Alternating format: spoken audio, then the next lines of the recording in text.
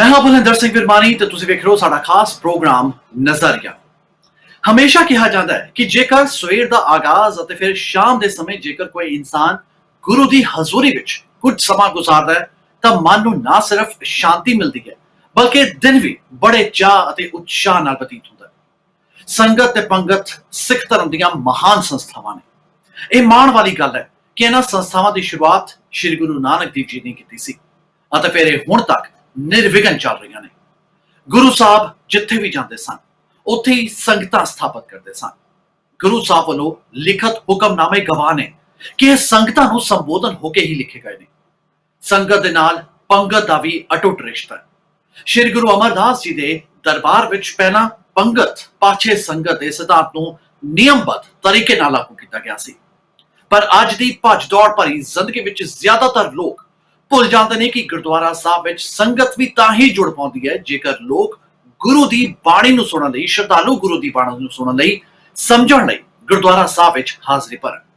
ਪਰ ਖਾਸ ਗੱਲ ਇਹ ਵੀ ਹੈ ਕਿ ਸੰਗਤਾਂ ਨੂੰ ਆਪਣੇ ਨਾਲ ਜੋੜਨ ਲਈ ਲਗਾਤਾਰ ਵੱਖ-ਵੱਖ ਗੁਰਦੁਆਰਾ ਸਾਹਿਬਾਨਾਂ ਵੱਲੋਂ ਵੱਖੋ-ਵੱਖ ਕੋਸ਼ਿਸ਼ਾਂ ਕੀਤੀਆਂ ਜਾ ਰਹੀਆਂ ਨੇ। ਗੁਰੂ ਸ਼ਬਦ ਨੂੰ ਅੱਜ ਵੱਖੋ-ਵੱਖ TV channels, radio, social media ਦੇ ਮਾਧਿਅਮ ਰਾਹੀਂ ਲੋਕਾਂ ਤੱਕ ਪਹੁੰਚਾਇਆ ਜਾ ਰਿਹਾ ਹੈ ਤਾਂ ਜੋ ਉਹ ਲੋਕ ਵੀ ਗੁਰੂ ਸ਼ਬਦ ਨਾਲ ਜੁੜ ਸਕਣ ਜੋ ਜ਼ਿੰਦਗੀ ਦੇ ਰੁਝੇਵਿਆਂ ਵਿੱਚ ਫਸੇ ਹੋਏ ਨੇ। ਚੜ੍ਹਦੀ ਕਲਾ ਟਾਈਮ ਟੀਵੀ ਅਦਾਰੇ ਵੱਲੋਂ ਹਮੇਸ਼ਾ ਇਹ ਕੋਸ਼ਿਸ਼ ਕੀਤੀ ਗਈ ਹੈ ਕਿ ਸੰਗਤਾਂ ਦੀ ਸੋਚ ਨੂੰ ਧਿਆਨ ਵਿੱਚ ਰੱਖਦਿਆਂ ਅਜਿਹੇ ਪ੍ਰੋਗਰਾਮ ਉਲੀਕੇ ਜਾਣ ਜਿਸ ਦੇ ਜ਼ਰੀਏ ਲੋਕ ਗੁਰਬਾਣੀ ਨਾਲ ਜੁੜਨ ਅਤੇ ਸਿੱਖ ਸਿਧਾਂਤਾਂ ਨੂੰ ਚੰਗੀ ਤਰ੍ਹਾਂ ਨਾਲ ਸਮਝ ਸਕਣ। ਜੀ ਹਾਂ, ਚੜ੍ਹਦੀ ਕਲਾ ਟਾਈਮ ਟੀਵੀ ਵੱਲੋਂ ਪਹਿਲਾਂ ਦਿੱਲੀ ਵਿੱਚ ਸਥਿਤ ਗੁਰਦੁਆਰਾ ਸ਼੍ਰੀ ਬੰਗਲਾ ਸਾਹਿਬ ਤੋਂ ਕੀਰਤਨ ਦਾ ਸਿੱਧਾ ਪ੍ਰਸਾਰਣ ਕੀਤਾ ਜਾਂਦਾ ਸੀ ਅਤੇ ਅੱਜ ਵੀ ਇਹ ਨਿਰੰਤਰ ਜਾਰੀ ਹੈ। ਇਸ ਤੋਂ ਇਲਾਵਾ ਸੰਗਤਾਂ ਨੂੰ ਤਖਤ ਸ਼੍ਰੀ ਪਟਨਾ ਸਾਹਿਬ ਨਾਲ ਜੋੜਨ ਦਾ ਉਪਰਾਲਾ ਵੀ ਚੜ੍ਹਦੀ ਕਲਾ ਟਾਈਮ ਟੀਵੀ ਵੱਲੋਂ ਕੀਤਾ ਗਿਆ।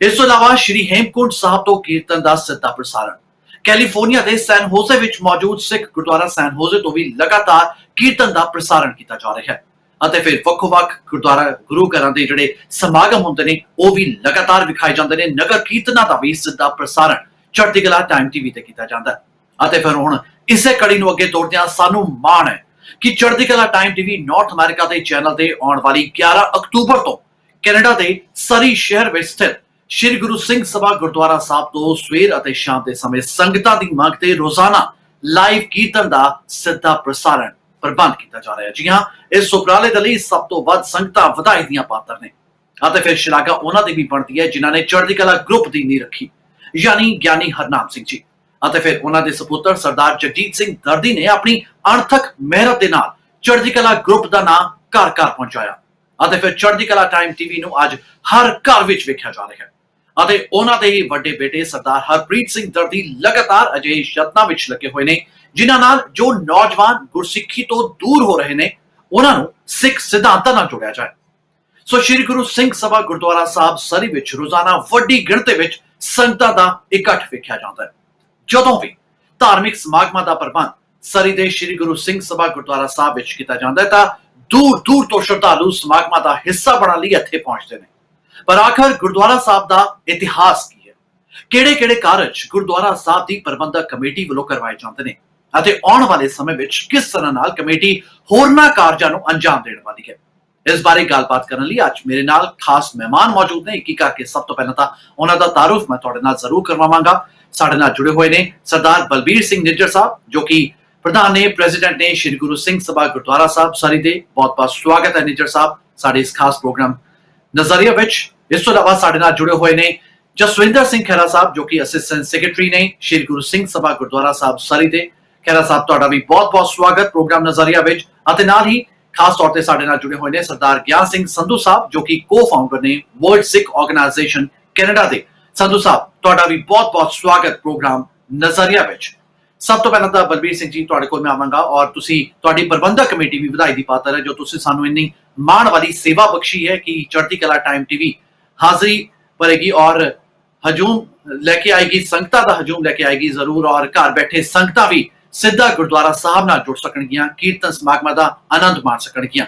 ਸੋ ਸਭ ਤੋਂ ਪਹਿਲਾਂ ਤਾਂ ਤੁਹਾਡੇ ਤੋਂ ਜਾਣਨਾ ਚਾਹਾਂਗੇ ਗੁਰਦੁਆਰਾ ਸਾਹਿਬ ਦੇ ਇਤਿਹਾਸ ਬਾਰੇ ਕਿਉਂਕਿ ਸੰਗਤਾਂ ਵੀ ਜ਼ਰੂਰ ਜਾਣਨਾ ਚਾਹੁੰਦੀਆਂ ਜਿਹੜੀਆਂ ਇਸ ਗੁਰਦੁਆਰਾ ਸਾਹਿਬ ਤੋਂ ਲੱਖਾਂ ਮੀਲ ਦੂਰ ਬੈਠੀਆਂ ਨੇ ਉਹ ਵੀ ਜ਼ਰੂਰ ਜਾਣਨਾ ਚਾਹੁੰਦੀਆਂ ਕਿ ਇਸ ਗੁਰਦੁਆਰਾ ਸਾਹਿਬ ਦਾ ਇਤਿਹਾਸ ਕੀ ਹੈ।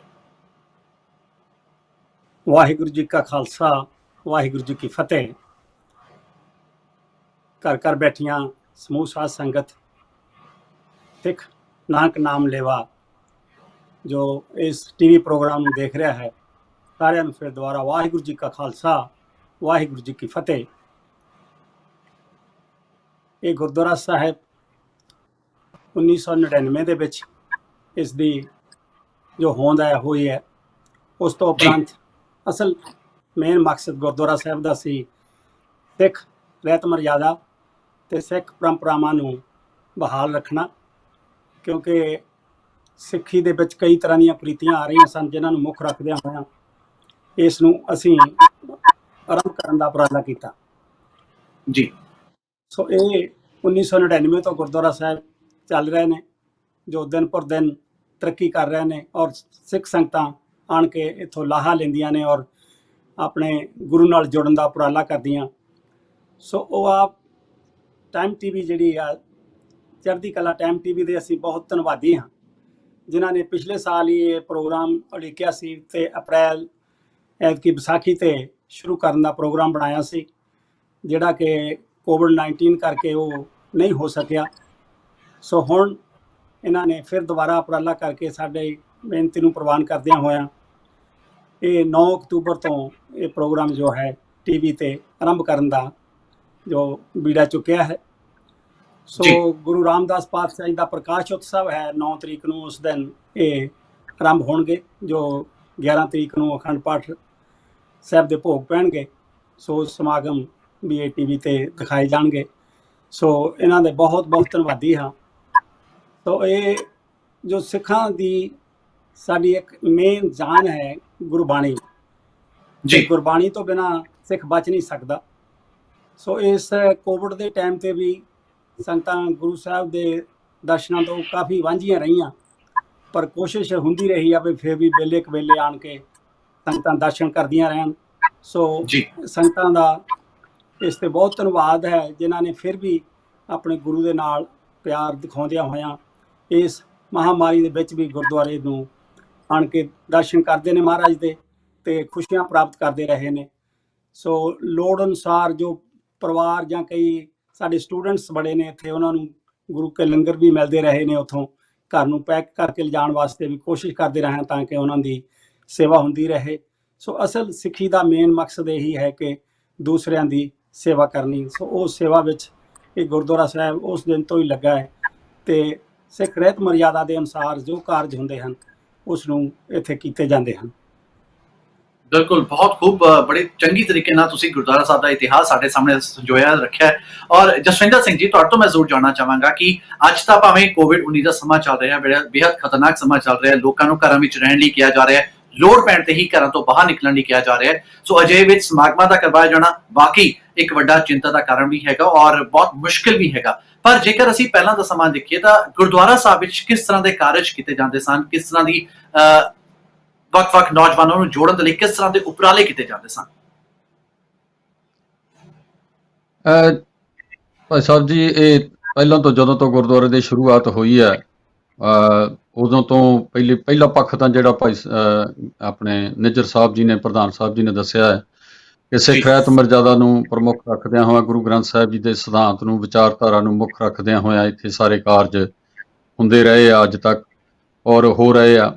ਔਰ ਉਸ ਦੇ ਵਿੱਚ ਬੱਚਿਆਂ ਨੂੰ ਸਿੱਖੀ ਦੇ ਨਾਲ ਜੋੜਨ ਵਾਸਤੇ ਪਹਿਲਾਂ ਤੋਂ ਯਤਨ ਚੱਲਦੇ ਰਹੇ ਆ। ਪੰਜਾਬੀ ਦੀਆਂ ਕਲਾਸਾਂ ਜਿਹੜੀਆਂ ਕਿ ਆਮ ਬਾਹਰਲੇ ਮੁਲਕਾਂ ਦੇ ਵਿੱਚ ਜਦੋਂ ਆਪਾਂ ਦੇਖਦੇ ਹਾਂ, ਜਿਹੜੇ ਪਰਿਵਾਰ ਬੱਚਿਆਂ ਨੂੰ ਸਿੱਖੀ ਦੇ ਨਾਲ ਜੋੜਨਾ ਚਾਹੁੰਦੇ ਆ, ਆਮ ਕਰਕੇ ਗੁਰਦੁਆਰਿਆਂ ਦੇ ਵਿੱਚੋਂ ਹੀ ਪੰਜਾਬੀ ਦੀਆਂ ਕਲਾਸਾਂ ਲੱਗ ਕੇ ਉੱਥੋਂ ਹੀ ਗੁਰਮਤਿ ਦੀ ਸਿੱਖਿਆ ਉਹਨਾਂ ਕਲਾਸਾਂ ਦੇ ਰਾਹੀਂ ਇੱਥੇ ਬਹੁਤਾ ਪ੍ਰਚਲਿਤ ਰਹੀ ਹੈ। ਭਾਵੇਂ ਕਿ ਹੁਣ ਅੱਜ ਦਾ ਜੋ ਸਮਾਂ ਹੈ, ਖਾਸ ਕਰਕੇ ਸਰੀ ਦੇ ਵਿੱਚ ਜਦੋਂ ਅਸੀਂ ਦੇਖਦੇ ਹਾਂ ਕੁਝ ਸੰਸਥਾਵਾਂ, ਖਾਲਸਾ ਸਕੂਲ ਜਾਂ ਸਿੱਖ ਅਕੈਡਮੀ, ਕੁਛ ਐਸੇ ਸਕੂਲ ਬਣੇ ਆ ਜਿਹੜੇ ਕਿ ਬੱਚਿਆਂ ਨੂੰ ਜਿੱਥੇ ਇੱਥੇ ਦੀ ਪੜ੍ਹਾਈ ਜੋ ਨਾਰਮਲ ਪੜ੍ਹਾਈ ਆਮ ਸਕੂਲਾਂ ਦੇ ਵਿੱਚ ਚੱਲਦੀ ਹੈ ਉਹਦੇ ਨਾਲ ਨਾਲ ਸਿੱਖੀ ਦੇ ਨਾਲ ਜੋੜਨ ਵਾਸਤੇ ਉਹ ਸੰਸਥਾਵਾਂ ਕੰਮ ਕਰ ਰਹੀਆਂ। ਇਸੇ ਪੱਖ ਦੇ ਨਾਲ ਇਸ ਗੁਰਦੁਆਰਾ ਸਾਹਿਬ ਦੇ ਵਿੱਚ ਵੀ ਆਉਣ ਵਾਲੇ ਪ੍ਰੋਜੈਕਟ ਜਿਹੜੇ ਹੈਗੇ ਆ ਉਹਨਾਂ ਦੇ ਵਿੱਚ ਸਕੂਲ ਦੀ ਉਸਾਰੀ ਕਰਨ ਦੇ ਯਤਨ ਚੱਲ ਰਹੇ ਆ, ਜਿਹਦੇ ਵਿੱਚ ਕੁਛ ਪ੍ਰੋਸੈਸ ਇਸ ਵੇਲੇ ਅੰਡਰ ਪ੍ਰੋਸੈਸ ਹੈਗਾ ਉਹ। ਔਰ ਜਦੋਂ ਇਹ ਸਿਰੇ ਲੱਗ ਗਿਆ ਤਾਂ ਬੱਚਿਆਂ ਵਾਸਤੇ ਖਾਸ ਕਰਕੇ ਆਉਣ ਵਾਲੀ ਜਨਰੇਸ਼ਨ ਦੇ ਲਈ ਉਹਨੂੰ ਸਿੱਖੀ ਦੇ ਨਾਲ ਜੋੜਨ ਵਾਸਤੇ ਇੱਥੋਂ ਯਤਨ ਜੋ ਸ਼ੁਰੂ ਕੀਤੇ ਗਏ ਸੀਗੇ ਉਹਨਾਂ ਨੂੰ ਫਲ ਲੱਗੇਗਾ। ਸੋ ਕੋਵਿਡ-19 ਦੇ ਵਿੱਚ ਜਿਸ ਤਰ੍ਹਾਂ ਤੁਸੀਂ ਪੁੱਛਿਆ ਹੈ, ਕਾਫੀ ਸਾਰਾ ਯਤਨ ਇਹ ਕੀਤਾ ਜਾ ਰਿਹਾ ਹੈ ਕਿ 50 ਦੀ ਗਿਣਤੀ ਹੈ ਇਸ ਵੇਲੇ ਇੱਥੇ। BC ਦੀ ਜੋ ਲਿਮਿਟੇਸ਼ਨ ਹੈ 50 ਤੋਂ ਵੱਧ ਗੁਰਦੁਆਰਾ ਸਾਹਿਬ ਦੇ ਵਿੱਚ ਸੰਗਤ ਇਕੱਤਰ ਨਹੀਂ ਹੋ ਸਕਦੀ, ਜੀ ਔਰ ਗੁਰਦੁਆਰਾ ਸਾਹਿਬ ਦੇ ਵਿੱਚ ਬਕਾਇਦਾ ਮਾਰਕਿੰਗ ਕਰਕੇ 6 ਫੁੱਟ ਦੀ ਦੂਰੀ ਰੱਖਣ ਦੀ ਜੋ ਹਦਾਇਤ ਹੈ ਉਸ ਨੂੰ ਫੋਲੋ ਕੀਤਾ ਜਾਂਦਾ ਹੈ। 6 ਫੁੱਟ ਦੀ ਦੂਰੀ ਤੇ ਸੰਗਤ ਬੈਠਦੀ ਹੈ ਜਿੰਨੀ ਕੁ ਆਉਂਦੀ ਹੈ, ਔਰ ਯਤਨ ਕੀਤਾ ਜਾਂਦਾ ਹੈ ਕਿ 50 ਤੋਂ ਗਿਣਤੀ ਨਾ ਵਧੇ। ਕੁਝ ਸੰਗਤ ਆਪਣੇ ਆਪ ਹੀ ਹਦਾਇਤਾਂ ਨੂੰ ਫੋਲੋ ਕਰਦੇ ਹੋਏ ਆਉਂਦੇ ਹਨ, ਕੁਝ ਸਮਾਂ ਬੈਠਦੇ ਹਨ, ਔਰ ਜਦੋਂ ਗਿਣਤੀ ਉਹਨਾਂ ਨੂੰ ਲੱਗਦਾ ਹੈ ਕਿ 50 ਦੇ ਨੇੜੇ ਜਾ ਰਹੀ ਹੈ ਤੇ ਉਹ ਵਾਪਸ ਫਿਰ ਚਲੇ ਜਾਂਦੇ। ਸੋ ਇਸ ਤਰੀਕੇ ਦੇ ਨਾਲ ਇਹਨਾਂ ਨੂੰ ਫੋਲੋ ਕਰਨ ਦਾ ਯਤਨ ਕੀਤਾ ਜਾ ਰਿਹਾ ਹੈ। ਬਿਲਕੁਲ, ਬਹੁਤ ਠੀਕ। ਗਿਆਨ ਸਿੰਘ ਸੰਧੂ ਸਾਹਿਬ, ਮੈਂ ਤੁਹਾਡੇ ਕੋਲ ਆਵਾਂਗਾ। ਤੁਹਾਡਾ ਤਜਰਬਾ ਕੀ ਕਹਿੰਦਾ ਹੈਗਾ ਕਿ ਅੱਜ ਦਾ ਜਿਹੜਾ ਸਮਾਂ ਹੈ, ਕਿਉਂਕਿ ਇੱਕ ਸਮਾਂ ਉਹ ਵੀ ਸੀਗਾ ਜਦੋਂ ਅਸੀਂ ਨੌਜਵਾਨ ਪੀੜ੍ਹੀ ਨੂੰ ਲਗਾਤਾਰ ਗੁਰਸਿੱਖੀ ਵੱਲ ਜੋੜਨ ਦੇ ਲਗਾਤਾਰ ਵੱਖ-ਵੱਖ ਉਪਰਾਲੇ ਕੀਤੇ ਜਾਂਦੇ ਸਨ, ਸਮਾਗਮਾਂ ਦਾ ਆਗਾਜ਼ ਕੀਤਾ ਜਾਂਦਾ ਸੀ, ਪਰ ਅੱਜ ਉਹਨਾਂ ਸਮਾਗਮਾਂ ਦੀ ਘਾਟ ਜ਼ਰੂਰ ਮਹਿਸੂਸ ਕੀਤੀ ਜਾ ਰਹੀ ਹੈ ਕਿਉਂਕਿ ਕੋਵਿਡ-19 ਦਾ ਖਤਰਨਾਕ ਸਮਾਂ ਚੱਲ ਰਿਹਾ ਹੈ। ਜੋ ਰੂਲਸ ਰੈਗੂਲੇਸ਼ਨ ਸਰਕਾਰਾਂ ਵੱਲੋਂ ਬਣਾਏ ਗਏ ਨੇ ਉਹਨਾਂ ਤੇ ਵੀ ਚੱਲਣਾ ਸਾਡਾ ਫਰਜ਼ ਹੈ, ਪਰ ਦੂਜੇ ਪਾਸੇ ਅੱਜ ਗੁਰੂ ਦੀ ਬਾਣੀ ਨੂੰ, ਗੁਰੂ ਘਰ ਦਾ ਜਿਹੜਾ ਸੁਨੇਹਾ ਹੈ, ਲੋਕਾਂ ਦੇ ਘਰਾਂ ਤੱਕ ਪਹੁੰਚਾਏ ਜਾਣ ਦੀ ਬੇहद ਜ਼ਰੂਰਤ ਮਹਿਸੂਸ ਕੀਤੀ ਜਾ ਰਹੀ ਹੈ। ਅਤੇ ਫਿਰ ਸੋਸ਼ਲ ਮੀਡੀਆ, ਟੀਵੀ ਚੈਨਲਸ ਇੱਕ ਚੰਗਾ ਮਾਧਿਅਮ ਵੀ ਨੇ ਤਾਂ ਜੋ ਅਜਿਹੇ ਚੈਨਲਸ ਦੇ ਮਾਧਿਅਮ ਨਾਲ ਅਸੀਂ ਜਿਹੜਾ ਗੁਰੂ ਘਰ ਦਾ ਸੁਨੇਹਾ ਹੈ ਲੋਕਾਂ ਤੱਕ ਪਹੁੰਚਾਵਾਂਗੇ, ਨੌਜਵਾਨ ਪੀੜ੍ਹੀ ਤੱਕ ਪਹੁੰਚਾਵਾਂਗੇ। ਕੀ ਕਹਿਣਾ ਚਾਹੋਗੇ ਤੁਸੀਂ? ਵਾਹਿਗੁਰੂ ਜੀ ਕਾ ਖਾਲਸਾ, ਵਾਹਿਗੁਰੂ ਜੀ ਕੀ ਫਤਿਹ ਜੀ। ਪਹਿਲਾਂ ਤਾਂ ਆਪ ਜੀ ਦਾ ਚੜ੍ਹਦੀ ਕਲਾ TV ਤੇ ਸਾਡੇ ਵੀਰ ਜਗਜੀਤ ਸਿੰਘ ਦਰਦੀ ਹੋਣਾ ਦਾ, ਹਰਪ੍ਰੀਤ ਸਿੰਘ ਹੋਣਾ ਦਾ ਬਹੁਤ ਤਹਿ ਦਿਲ ਤੋਂ ਧੰਨਵਾਦ, ਕਿਉਂਕਿ ਤੁਸੀਂ ਸਮੇਂ ਮੁਤਾਬਕ ਦਾਸ ਨੂੰ ਵੀ ਮੌਕਾ ਦਿੰਦੇ ਹੋ ਕੁਝ ਵਿਚਾਰ ਰੱਖਣ ਦਾ। ਜਿਸ ਤਰ੍ਹਾਂ ਤੁਸੀਂ, ਪਹਿਲਾਂ ਮੈਂ ਇਤਿਹਾਸ ਦੀ ਕੁਝ ਚੀਜ਼ ਨਾਲ ਜੋੜ ਦੇਣੀ ਚਾਹੁੰਦਾ, ਕਿਉਂਕਿ ਬਲਬੀਰ ਸਿੰਘ ਹੋਣੀ ਗੁਰਦੁਆਰੇ ਦਾ ਇਤਿਹਾਸ ਦੱਸਿਆ। ਮੈਂ ਥੋੜ੍ਹਾ ਜਿਹਾ, ਕਿਉਂਕਿ ਇਹ ਪ੍ਰੋਗਰਾਮ ਤੁਹਾਡਾ ਦੁਨੀਆ ਭਰ ਵਿੱਚ ਦੇਖਿਆ ਜਾਵੇਗਾ, ਆਈ ਥਿੰਕ ਸੰਗਤਾਂ ਵਾਸਤੇ ਕਾਫੀ ਜ਼ਰੂਰੀ ਹੋਵੇਗਾ ਕਿ ਕੈਨੇਡਾ ਦੀ ਧਰਤੀ ਦੇ ਸਿੱਖਾਂ ਨੂੰ ਵਸਦਿਆਂ ਤਕਰੀਬਨ 125 ਸਾਲ ਹੋ ਗਿਆ। 125 ਸਾਲ ਦੇ ਅੰਦਰ ਸਾਡੇ ਜਿਹੜੇ ਗੁਰੂ ਘਰ ਨੇ, ਤਕਰੀਬਨ 170 ਗੁਰਦੁਆਰੇ ਨੇ ਜਿਹੜੇ ਸਾਡੇ ਕੈਨੇਡਾ ਦੇ ਵਿੱਚ ਨੇ, ਔਰ ਇਹਨਾਂ 117 ਦੇ ਵਿੱਚੋਂ ਤਕਰੀਬਨ 70 ਗੁਰਦੁਆਰੇ ਨੇ ਜਿਹੜੇ ਬ੍ਰਿਟਿਸ਼ ਕੋਲੰਬੀਆ ਦੀ ਸੂਬੇ ਦੇ ਵਿੱਚ ਨੇ। ਉਹਨਾਂ 70 ਗੁਰਦੁਆਰਿਆਂ ਦੇ ਵਿੱਚੋਂ ਤਕਰੀਬਨ 22 ਗੁਰਦੁਆਰੇ ਨੇ ਜਿਹੜੇ ਵੈਨਕੂਵਰ, ਸਰੀ ਵਗੈਰਾ ਹਲਕੇ ਦੇ ਵਿੱਚ ਨੇ, ਔਰ ਇਹਨਾਂ 22 ਦੇ ਵਿੱਚੋਂ ਮੈਂ ਲਿਆਉਣਾ ਚਾਹੁੰਦਾ 5 ਗੁਰਦੁਆਰੇ ਜਾਂ 6 ਗੁਰਦੁਆਰੇ ਇਹੋ ਜਿਹੇ ਨੇ ਜਿੱਥੇ ਪ੍ਰੋਗਰਾਮ ਸਵੇਰੇ 4 ਵਜੇ ਤੋਂ ਸ਼ੁਰੂ ਹੋ ਜਾਂਦੇ ਨੇ ਤੇ ਤਕਰੀਬਨ ਸ਼ਾਮ ਤੱਕ ਚੱਲਦੇ ਨੇ, ਔਰ ਸੰਗਤਾਂ ਦਾ ਗੜ ਰਹਿੰਦਾ ਹੈ। ਤੇ ਸਿੰਘ ਸਭਾ ਉਹਨਾਂ 5-6 ਗੁਰਦੁਆਰਿਆਂ ਵਿੱਚੋਂ ਇੱਕ ਗੁਰਦੁਆਰਾ ਜੇ। ਸੋ ਇਤਿਹਾਸਿਕ ਤੌਰ ਤੇ ਗੁਰਦੁਆਰੇ ਦੀ ਜਿਸ ਤਰ੍ਹਾਂ ਸ਼ੁਰੂਆਤ ਆ ਬਲਬੀਰ ਸਿੰਘ ਹੁਣੀ ਦੱਸੀ ਹੈ 1999 ਵਿੱਚ ਹੋਈ ਸੀ। 1999 ਦੇ ਵਿੱਚ ਤਕਰੀਬਨ ਕੋਈ ਵੀ ਕੰਮ ਤੁਸੀਂ ਸ਼ੁਰੂ ਕਰਦੇ ਹੋ ਔਰ ਉਹਦਾ ਦੇਖਿਆ ਜਾਂਦਾ ਵੀ ਜ਼ਰੂਰਤ ਕੀ ਹੈ। ਗੁਰਦੁਆਰੇ ਜ਼ਰੂਰ ਸਨ, ਸਾਡੇ ਗੁਰਦੁਆਰੇ ਹੁਣ ਵੀ ਨੇ, ਪਰ ਜਿਸ ਤਰ੍ਹਾਂ ਸਿੱਖ ਰਹਿਤ ਮਰਿਆਦਾ ਤੇ ਪਹਿਰਾ ਦੇਣ ਵਾਸਤੇ ਅਸੀਂ ਇਸ ਗੁਰਦੁਆਰੇ ਦਾ ਕਾਫੀ ਜ਼ੋਰ ਹੈ ਜੀ, ਔਰ ਦਿੰਦੇ ਨੇ। ਔਰ ਮੇਰੀ ਹਮੇਸ਼ਾ ਆਸ਼ਾ ਰਹੀ ਇਹਨਾਂ ਦੇ ਕੋਲੋਂ ਕਿ ਹਮੇਸ਼ਾ ਸਿੱਖ ਰਹਿਤ ਮਰਿਆਦਾ ਤੇ ਪਹਿਰਾ ਦਿੰਦੇ ਹੋਏ ਸਾਰੇ ਪ੍ਰੋਗਰਾਮਾਂ ਨੂੰ ਲਾਗੂ ਕਰਨਗੇ।